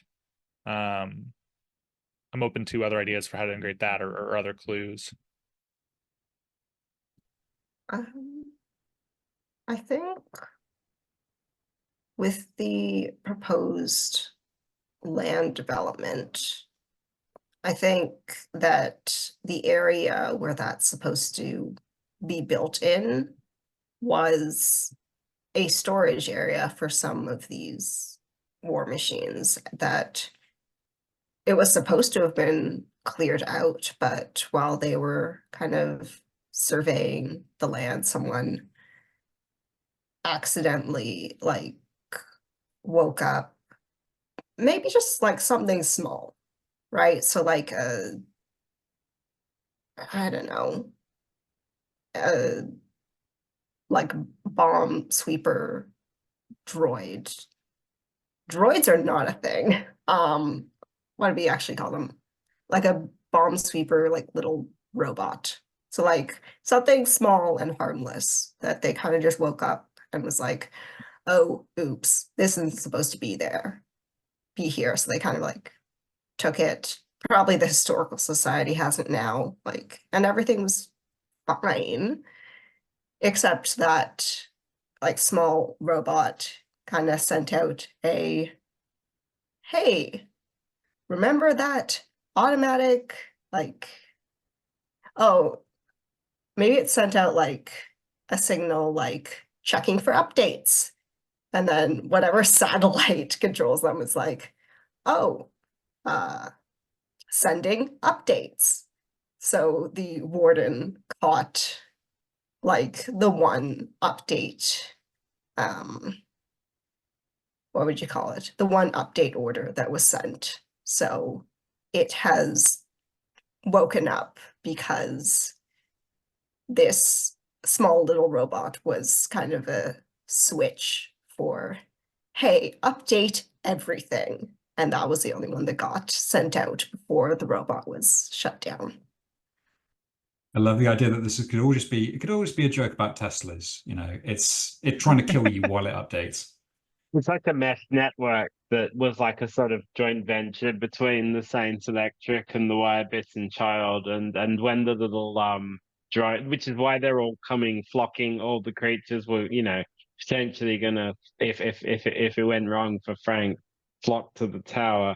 They're all sort of networked together. And then when the little one got dug up, and then maybe the Slag Court, the Slag King's surveyors were cowboys because they were employees of Ray, of the Slag Prince, you know, who we've established is a crook and kind of, you know, a cowboy builder. So essentially, they just rushed it. The whole thing was just a land grab, snuck in, and they just like dug up one of the small ones. And the map was them like trying to map out all of the military hazards in the landscape, and they just did it in a really shoddy way. And then basically, yeah, the cormorant got an update saying, you know, threat detected or whatever, and now it's kind of in a it's responded like in a hyper vigilant way. And that's maybe why the tower grew weirdly, because maybe the tower picked up on some of the messaging as well, and that's why it upgraded itself. Oh, so Okay. Vitriol like tapped into some latent orders and or potential orders from that time or from that work. I like that. Yeah, there's some kind of network basically, and the cormorant was in it, and so was the little thing that is in the museum now, like Nora, like you were saying, Rhyme, that got dug up. Vitria didn't decline the Windows 11 update. Okay, so just to map it out, are we saying that the adorable little, I'm imagining a Roomba droid from Star Wars or something, little bomb disposal unit that could be back with the Historical Preservation Society? Are we saying that there's just a connection between the two? Is the Sleepless Warden trying to kind of locate this thing, or is it simply that that is maybe the source of the Sleepless Warden being awake? I think we're just saying that's the source of it being awake. Like basically, since it got unearthed and then like woke, you know, its routine woke up and it was like, oh, request updates. And then basically the Sleepless Warden, which was still like listening, also received those updates. And maybe with that, there was like a reboot at the end of receiving the update. And so now it's just awake and it's still operating off of its previous programming, which was to monitor, to be here in service of dealing with threats. So perfect, that works for me. Okay, would the two people who are still on the scene like to roll a die each to see, is this correct, this complexity 2 question? Sure. happy to. Yeah, so I think we you've used explained all of 3 your clues? clues. Yeah. Yeah. So it'll be a +1. Hey, that's a 5 from me. That's a 2 for me. So 8 total. A total of an 8. Perfect, thank you. Mixed success. Okay, we'll come back to that if, Alex, you reckon you've got a suitably wild and over-the-top assassination method here. Yes, I do. So it is a massive industrial like combine harvester, you know, and like the large wide threshing blades that is now just trundling down towards the car, and you know quite literally between a collapsed bridge and now a massive industrial harvester that is coming closer. That is incredible. And I think just for flavor, Sorry, go on. I was gonna say on the go. side it has the logo of the Jolly Thresher, which is like this kind of grinning face with these like spinning arms. Yeah, that's absolutely perfect. Well, I was going to say that in the driver's seat, this sounds, this kind of chaotic Mad Max style assassination attempt surely has to have Riot, the Doof Warrior-esque character who is just strumming very, very hard on his guitar delightedly as he bears down on you with this massive combine harvester. The bridge in front of you is blown. The harvester approaches from behind. I would ask either one of you to say what you're going to do to get out of this situation. That's a great question. Nim looks up from whatever he was doing and eyes just go full, literally deer in the headlights, full wide, panic as he gets very stiff. And Vitchia just like sighs and says, "Not again." He I think very quickly and very stiffly with basically overdrive gets out of the vehicle as quickly as possible, and stumbles out onto the road and just sees this thing approaching and like looks left, looks right, and is just death on all sides. And let's see, what can I do here? I think god damn, I wanted to save this for the Tangalands, but I mean, hey, here we are. I think Nim is just going to fumble in his coat and pulls out the elixir that melts steel. And in a bit of a desperate state, I guess he'll lob that into the thresher and hopefully help buy some time and sabotage this absurd attempt on our lives. That's wonderful. Okay, so that's obviously the item that you're using that will give you advantage. I think now is a wonderful time to bring in Ignatius Vendetta. Ignatius, of course, the side character who you foiled his plans at the hospital. He is a sorrow saint. I think it is very likely that as he's been trailing you all this way, this might seem to him like a perfect opportunity to start advancing out of the darkness on the other side of you. Just less and less human now. His face distended in a Munchian scream and a soft, sorrowful wail just emitting from his open mouth. Spider-like pincer arms clacking as he moves towards you. So I'm going to reduce that to a flat roll. I think. How did you describe how Dr. Harrow's using this, Alex? Is this going to be like a vitality? Oh yeah, this is just a lob. He's just throwing it right up into the works. Perfect. Well, as you have these two figures on either side of you, what are you afraid is going to happen if you fail Illusion Nerve? I honestly think I'm more afraid of Ignatius getting to me before I have a chance to like lob this thing. Okay, that's a good point. So you're afraid that Ignatius is going to prevent this from even taking place. I mean, I think this is how it's worse than that. I imagine Vitria in this moment seeing Ignatius about to grab you compulsively. She might want to do something with steel involving the Slag King. So maybe Vitria beginning to transform into something very steely just as the steel melting vial hits her. So I'm thinking this might be something that affects you both very negatively if it all goes just another day at the office. Yeah. Exactly. Okay. You gonna roll? Uh-huh. Hey, 10. Perfect. Describe to me what happens, please.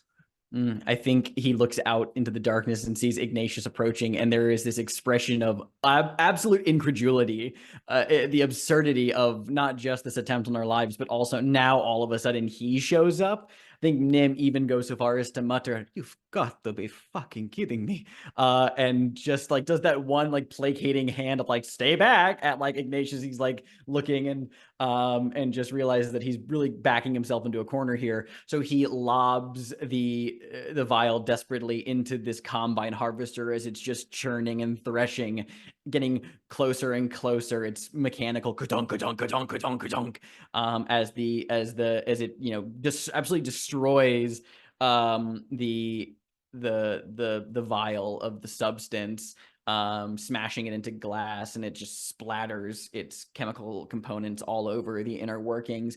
There's a momentary pause and a slight building hiss as acrid metal smoke begins to just bubble and boil off of the surface of the now corroding and pockmarked thresher.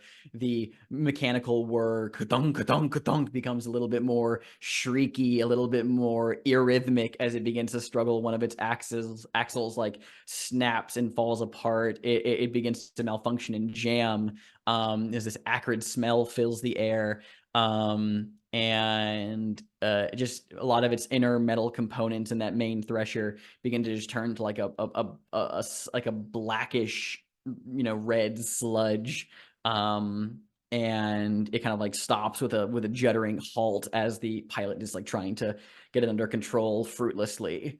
And then I think he then breathes half a sigh of relief before realizing, and now I have another problem, which is back to Ignatius. Awesome, thank you. I mean, I love it. I would add a detail if you're happy for me to do it, that because I think this is how it's worse than that for Riot, because we've said that you're kind of on the edge of the channel, the sea, basically, with a bridge in front of you. I think the Combine Harvester kind of, as the vial hits the inner workings, it kind of twists off course, and it maybe kind of starts just thumping down the shoreline and into the water, and Riot just obliviously is still kind of playing his flamethrower guitar, strumming it as it just goes into the sea. And then there's just a little sad hiss of steam as the flamethrower goes out, as the Combine Harvester vanishes beneath the channel. There is, however, very much the problem of Ignatius clicking towards you, and he lets out a sorrowful howl to the sky as his eyes fix upon you. Vitria, I think this is the perfect moment to turn over to you. What are you going to be doing?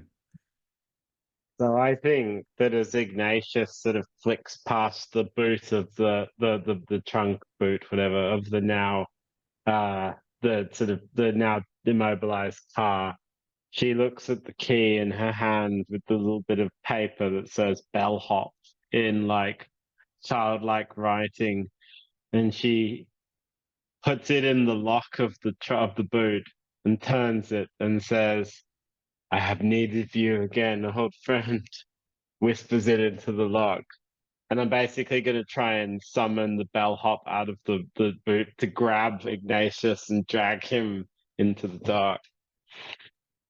Oh my God, I love it. I mean, that sounds like communion, but I think with advantage if you're drawing upon the side character, right? This is going to be Yeah. awesome. Please, What what are you afraid is going to happen if you fail or if you lose your nerve?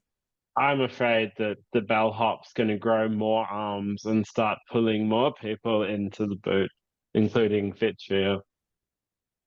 I think absolutely. Other than maybe the added source of just as his hand closes around you, almost kind of in an embrace, just whispers, "You should not cool down what you cannot keep down. Come, join me." And he just drags you down into the car bonnet and the darkness beneath with him. Yeah, I love it. Please roll for it.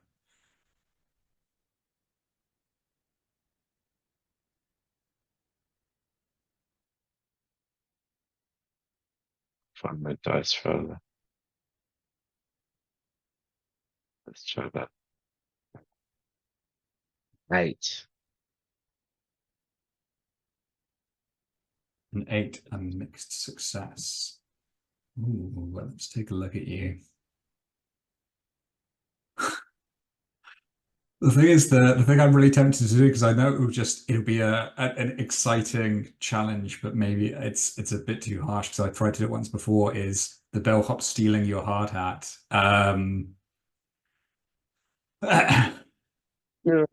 Not before we go into Tangle. Yeah, exactly.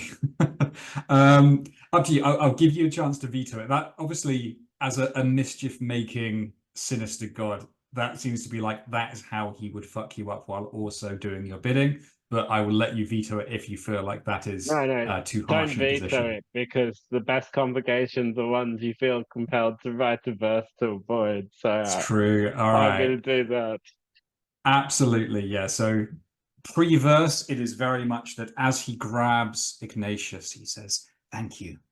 And thank you," as he snatches in one of his many hands the hard hat and then just whooshes back inside. But you're going to verse it, you think? Yes, I think I'm going to. I think I'm going to. I know what I'm going to do. I'm going to mark my bleeding revelation. Lovely. Okay. Do you want to share the verse with us now or save it? Well, I mean, I figure how to figure. I know a way of kind of incorporating it in that in this Perfect. sort of strange profusion, the like almost like a sick joke on the part of the bellhop needs to be in a building, so the boot starts to grow a building. So like concrete starts oozing, like bubbling with all these bits of blood in shot through with blood, like one of those devil's tooth funguses, just bubbling and then the bellhop just kind of emerges from it and says, "Right this way, sir," and grabs Ignatius and just drags him into the concrete with this big sucking pop. And then the concrete just keeps growing until it's sort of set in this sort of strange lump that's partially covered the car. And I have to think of what my flashback to when I drowned my first sacrifice in sacred concrete is, but I'm not quite sure. I'll come back to that. Perfect. Well, yeah, I think that just sort of, as maybe just bellhop vanishes, dragging his prey with him, the final bubbles rise up from the combine harvester. Truly a bizarre assassination attempt, but that riot guy seemed to have a lot of funny ideas. The two of you are just standing alone on the road in the darkness before this broken bridge. The Gutrakes may very much have failed to kill you, but I think it's fair to say they have at least disrupted you. You will need to go around however many miles out of your way in order to reach the Tanglelands.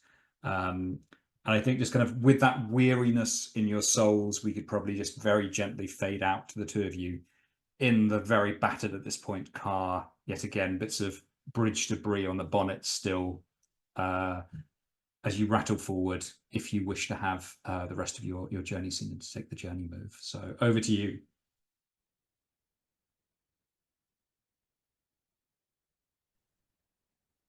I think Nim is just kind of breathing a little heavy out in the dark. Just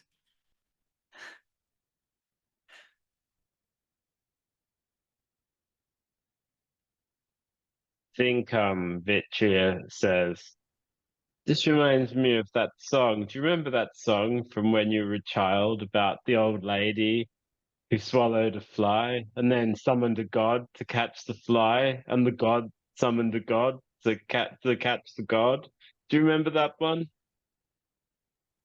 there's a moment of him just staring into the middle distance before nodding slightly, not in answer to Vitria, more of an incredulous just, okay. And he walks back into the car and just turns on the radio and begins to just scan through it as he opens up his little samples and vials and seems to go about his own little business of mixing and testing different small little compounds and checking samples, and just goes into a full silent slate of just letting Vitria talk about whatever she wants right now. I think it's Vitria's nervous reaction to stress is that she starts to say bizarre things. And she just shrugs and says, "I think I was crazy too, Dr. Harrow." And then just tries to coax the extremely distressed car back to life after sort of scraping the concrete off before it turns into like rock solid, concrete before it finishes curing, and keeps finding these like patches of blood in the concrete as she scrapes it away. And then they get on the road again in sort of sullen silence. And I guess we need to think of do you have any ideas about what we could talk about, or anything else that could happen? I don't have any ideas. Nah, I thought you were using your personal ritual, Alex, or was that not? Oh, I am. No, yeah, but that's just the thing I get to do during the Mm. scene. Yeah, I am doing my personal ritual. Which I would qualify this as me just being off on my own, honestly. And even though I'm just okay. Yeah, so I am doing that. Yeah, and also for my I mean, it makes sense I can clear Ignatius's vendetta because he's technically dealt with, and I'm also using my move to mix a dose of antiseptic. Ooh, intriguing. Okay, yeah, please, as per your accomplished chemist move, add it to your altar and definitely feel free to clear Ignatius. I don't have any need to. I want to keep my conditions, so I'm not going to. So I don't actually even need to do the move, but I can mutter quantity surveys and equations to myself as I drive. Perfect. Okay, let's quickly jump over then to so Nora, obviously stuff's about to very much go down with Frank since you've successfully answered the first question of the assignment. Before we just get to seeing that, just to kind of check in with you, you've got the flak jacket. Your partner has completely abandoned you, as has his burbling extra hand chasing people down the road trying to give them hugs. You're alone in the house with an invented woman, and your sister would love to stay with you. I think there's really nothing else in her very small, very single-minded life that would give her joy than spending time with you. I think she kind of hovers around the threshold and says, well, if it's just us, do you want to play a board game? Or maybe we could just open a bottle of wine and chat about mum and dad. You know, I'd enjoy that.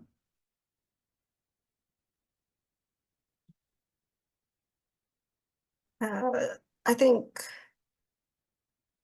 Nora's kind of. Do you think we can see the tower from like the cottage window? Yeah, I imagine we've said that like, there's flashes of lightning. So I imagine maybe periodically you could just glance out at the window and there is the very tall figure at the top of the tower that you can see visibly. So I think Nora's got like one eye on the slightly apocalyptic stuff that's happening outside, and one eye on her sister, who she fully believes is her sister. Like, as far as she's concerned, Annalise has always been here. She's always existed. She's completely real. And she says, and complain about Lincoln playing Wario Kart instead of doing his homework.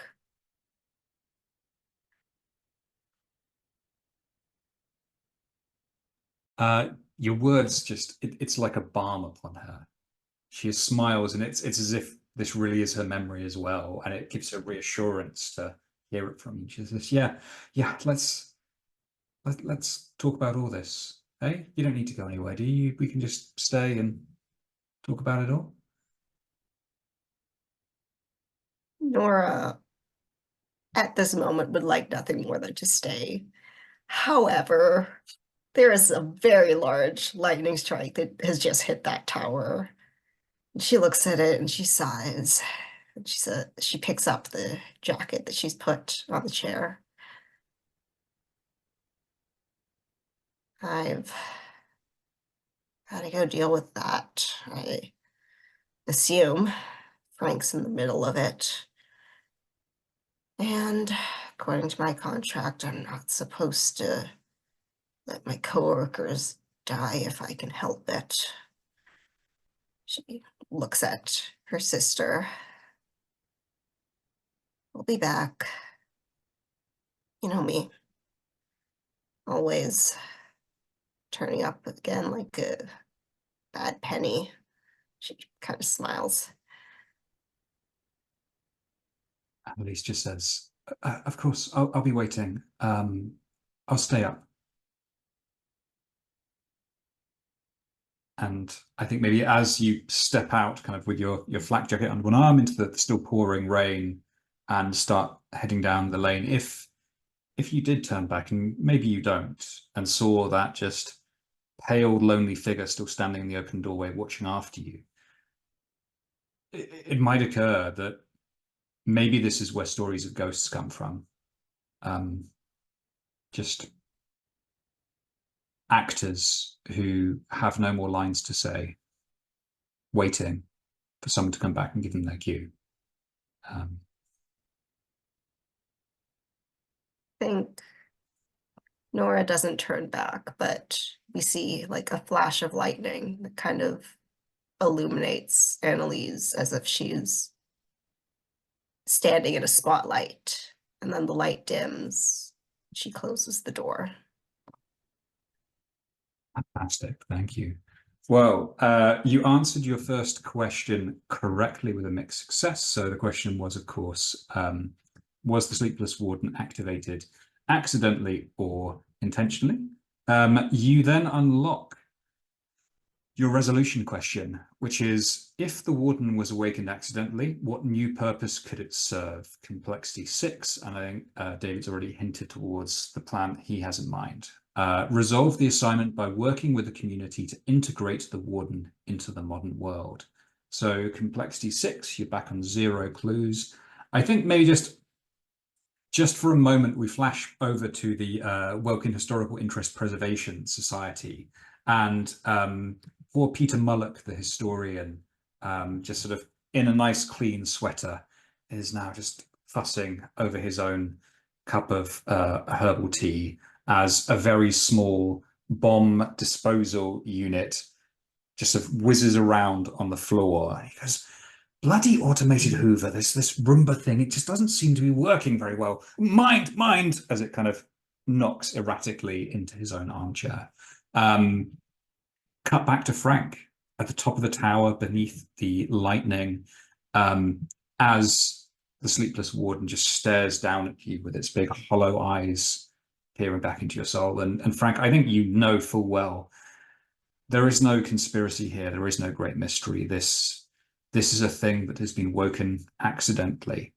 And so if you can figure out how to gain control over it, certainly this could be at your disposal or the town's. But for now, there certainly is a complication, because as lightning lights up the tower, you can hear from below the drunken hollering of the members of the Welkin Citizens Militia. Their leader, Tommy Bollinger, at the head. He goes, "Oh, look at that! Someone's trying to sabotage the Warden! Come on, boys! Don't let them get out!" And even from up where you are, and from Nora's perspective as she comes walking down the road, you can see the militia members kind of come running, taking up positions, shotguns and rifles raised behind their row of jeeps as they wait for Frank to come down from the tower. Maybe even just, a few of them is impossible in the dark, as drunk and foolish as they are, to hit you, but maybe just an occasional rifle shot just plinks off the cobblestones of the tower all around you, just bouncing off the fortified walls of the bastion. However, the militia on the whole very much is waiting for you to come down, very much convinced that you are a saboteur from the CLS attempting to take out the Warden. On that note, I think that's probably a good place to wrap it up.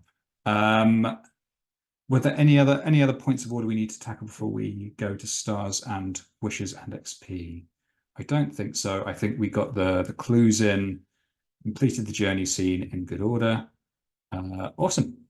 All right, thank you, everyone. Dr. Nim, let's start with you. XP, how did you do?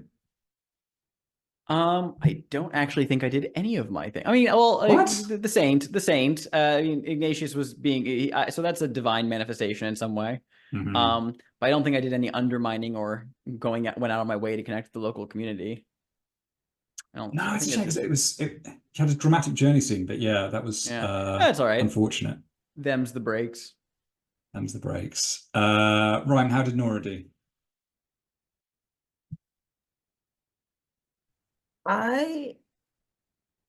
Okay, I'm gonna argue, were you vulnerable with someone? I think a bit at the end there with Annalise, and maybe vulnerable in a different way when they were discussing the assignment, like the distribution of assignments, and how Nora did not want to deal with either of them. Mhm. And I don't know, would Annalise being like created wholesale by the Watcher in the Wings count as a divine manifestation? Or is she Yeah, I mean, just a person? I wouldn't give it to everyone on that basis, but I think given how personal it was to Nora, and also how much awesome description you did of both the cottage and Annalise herself, I definitely think that's deserved. It's just Lovely. two. Two. About that, Okay, had awesome. some kind of dropout there. It's totally okay. Okay, do you want to tell us what XP Vitri has got this session? Well, I did struggle with my faith, which was one of them. Mhm. What was the other one? I didn't really get a chance to talk about architecture today. I guess I talked about the plans. Yeah, no, I did talk about how is it part of the plans, basically. So yeah, I did. I mean, I did have a struggle of faith about what was in the plans, so maybe I did get that one. Mhm. Yeah, and I did engage with a god angel or other divine manifestation because I killed one saint with a god. Use one god to kill another god. Yeah, so 3, I think. Okay, thank you. And Frank. I think I'm just 2 this time. Did you engage with the god, angel, or other divine manifestation? We have direct interaction here at the end with our slumbering, or yeah, the slumbering warden. And then a rare thing, I don't think Frank really had an opportunity to go out of his way to connect with the local community. I do think I do kind of answer, were you vulnerable with someone, as Frank, I guess, was it more of a struggle with a personal faith? I think it's more like personal ethos than like his faith specifically. And Frank like exposing that he hadn't really considered, or finally learning from the lessons other people have been trying to teach him. I don't know. I could see that as that. I could also see it as just a 1 this time, and it's just the divine manifestation. What do folks think?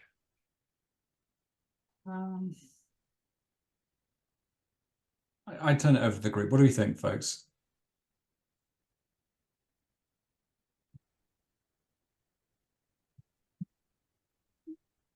Was Frank vulnerable in this episode? You kind of really well set up coming to terms with the possibility that some people can't be helped, which I thought was a vulnerable moment for you. Yeah, I would agree with that as well. Okay, then 2. Perfect. Thank you. Okay, that's lovely. So no advancements this time, although Nora is getting very, very close, as is Frank. Cool. Stars and wishes. Would anyone like to start? Oh, I'm already off mic. So boy, this is a lot of interesting things happened this session. I really liked the fleshing out of Nora's character that has kind of come about because of the decision to add the sister. I really liked with Nora, like we got the kind of the 2 sides of Nora. On the one hand, she's like, all right, well, can I kill anyone though? And then moments later, it's like, yeah, I would just love to just hang out here with my sister, but I have like a job to do and I don't want to go do the job, but I would love to like hang out. It's like, and it's like the 2 versions of Nora, right? Like that we kind of got to see this time. I really liked that. Goodness gracious, the combine coming down the road was such a visual. Thank you, Alex, for that. In the back of my mind, when it was like some absurd approach, I was thinking like a missile or something, but that's so much more entertaining to have the slow and inevitable death of this large agrarian machine. So that was fantastic. I also really loved the description with the bellhop with Vitria, and like specifically like having like the oozing concrete out of the boot of the trunk. Like I love the visual of the bellhop requiring a building, and if there's not a building, the bellhop will make one, sort of energy. I thought that was really, really cool. And gosh, John, with this overarching threat, I don't know how I didn't expect the ambush. and yet, like, of course, that's a journey scene that's tied in with this. What a lovely move. And I think that you've narrated this cast of characters so wonderfully. It's just been a joy to play around in the sandbox today. Oh, as far as wishes, I mean, yeah, I think it's clear what Frank is going for. Frank is trying to pull this, you know, machine in search of a purpose to our side. I think that's like how he's trying to both satisfy the like goals of the assignment and also, you know, satisfy the protecting their group. He's trying to make as many groups happy at once as possible, even if he can't make all of them happy, right? So I think, yeah, James, good point in the comments. Sleepless Warden wants to be helpful as well. I think there's a little bit of a kinship of a like wanting to do something and not knowing necessarily what that should be. And so he's like, here, I have found purpose with this. How about you also find some purpose with this? So I think that's kind of the wish is to, you know, flesh out whatever that relationship looks like. And of course, to like, you know, satisfy the clues and stuff to make that role a possibility. Yeah, real quick stars, just to throw out there is once again having the rug swept out from under my feet with Frank suddenly being his double. That was really every time it's happened so far. I feel like I should expect it now, just like when David's been quiet for long enough, and suddenly it's gonna be like a Frank is now speaking gibberish, and oh God, where is he? So that really kind of like got me, and I just kind of forgot about it. And that was a great inclusion of that. I mean, star obviously to another excellent James assignment, because I was a big fan of Tanglelands as a submission, and I've been wanting to see it in action, and now we do, and it's going to be terrible, and it's going to hurt a lot. And also, yes, again, I also want to start Vitri as bellhop as well, because damn, that was rad. What a way to kill Ignatius. That was super cool. Nora's interactions with her sister and just everything that everyone was given with that house in general about how everything was like vaguely constructed and artificial was great. I quite enjoyed that. And yeah, I mean, I'm just looking forward to getting to the Tengalands and seeing what's going to happen with this confrontation. Obviously, we're still a couple clues away, but you know, this is now becoming very personal, especially for Nim, based on the way it was phrased by Vanderhorn with of the privatized military interest kind of angle, and that's it's a personal nerve that is now being struck. So I'm excited to explore that. Yeah. I think a star for like the whole set piece that is Annalise in her house. I was thinking about going in a spoiler for a 27-year-old TV show in a like Dawn Summers direction, but I think this fits really well with the Watcher in the Wings.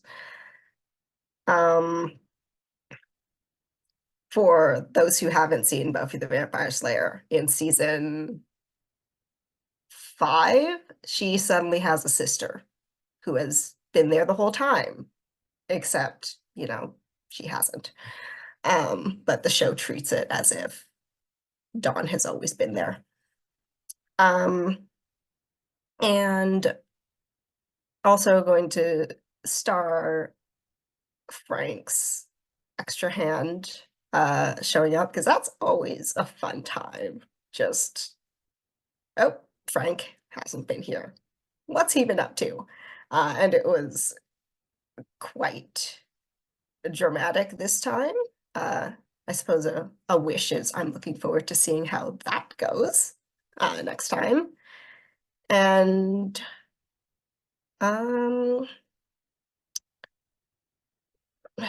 echoing again, also a star for Vitria's summoning of the bellhop, and connected to that, a star for shooting one of the Chekhov's guns that we have left from the clinic. wish, now that I remember that they exist, oh, we've got another one from the clinic. That's going to be probably a disaster whenever she shows up. And yeah, also a star for like Professor Vanderhorn kind of looking like straight at Dr. Harrow with basically like 90% of what happened in that scene, like just seeing how personal it is to Dr. Harrow. Also wish that's going to be interesting to see how that's played with later. And yeah, I think, oh, hang on. Did I have something else that I wrote in the chat that I want to mention?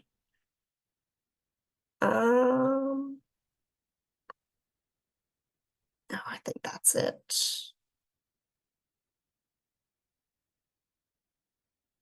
Yeah. I guess just final wish that I am interested in seeing what happens when Dr. Harrow and Vitra finally reach the Tanglelands and how that is going to play out, how they're going to get inside the town, first of all, now that they don't have Dr. Harrow's metal melting concoction. So good luck to them. We'll see how that goes.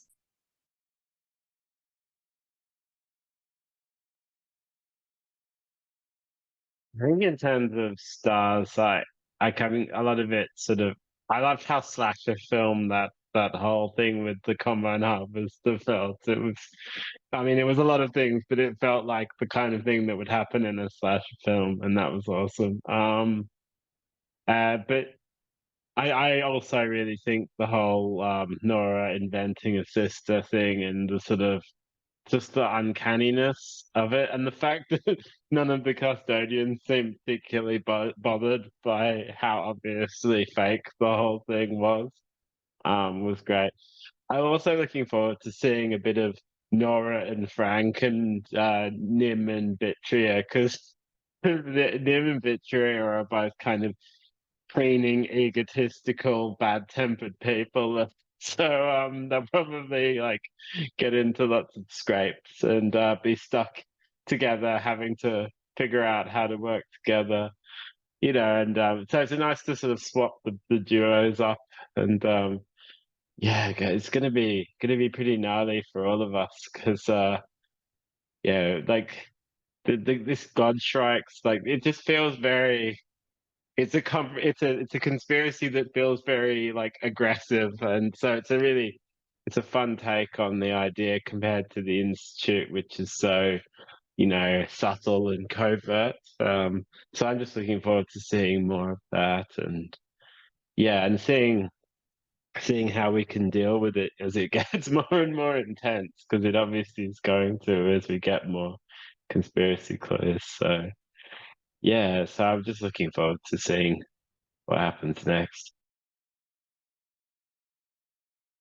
Awesome, thank you. Yeah, and I think it's sort of been said already, but for me, so many stars this session were wishes as well, because it felt like we were setting up so many juicy connections. Obviously, there was some payoff, like the wonderful contribution from Alex about the Combine Harvester, which was exactly the kind of berserk idea I was hoping with that question, and then the bellhop taking care of Ignatius. But from so many of the paint the scenes for Welkin's Vigil setting up wonderful little details that I'm sure will come up in future, whether it's the little battle saints or the claymores, all this stuff. Nora interacting with Annalise, like I'm really excited to see how that plays out with this really sad thing of creating someone who loves you, who you're just going to abandon. I loved Frank dealing with the battle saint head on, because it's going to be really interesting that the assignment is set up with the assumption in how you answer the accidental question that you're going to involve the community in some way, and the sleepless warden is going to end up plowing the land or being useful to the town in some way. But Frank's suggestion is actually quite selfish. It's suggesting he wants to try and use it as a weapon against the conspiracy. So I can't wait to see how that plays out with Frank's code of ethics. Star and Wish 4, yeah, Dr. Harrow and Vitria together, because it felt like such a breath of fresh air after Harrow and Frank were such a great team, and instantly Nim and Vitria were sniping at each other. And obviously, like a lot more tense and unhappy a pairing. So excited to see how that goes. So excited to see the Tangle Lands, because it was so exciting to see the kind of drop in mood's not the right phrase, but when confronted with the hellishness of this assignment, how different it felt for the characters, and how instantly all of you responded to this sounds like a suicide mission, this sounds like a death sentence. So yeah, tons and tons of really great, really lovely stuff, and just can't wait to see what comes of it all. You just reminded me. Go on. One thing I am also interested in seeing is what happens when Frank finds out that there is another, what's the actual title for this custodian? That there's another bishop of the helping hand on the other team. Yeah. What happens when two helping forces collide? Awesome. Can't wait. All right, let me stop recording. Thank you very much as ever, amazing folks, and thank you to anyone who is watching.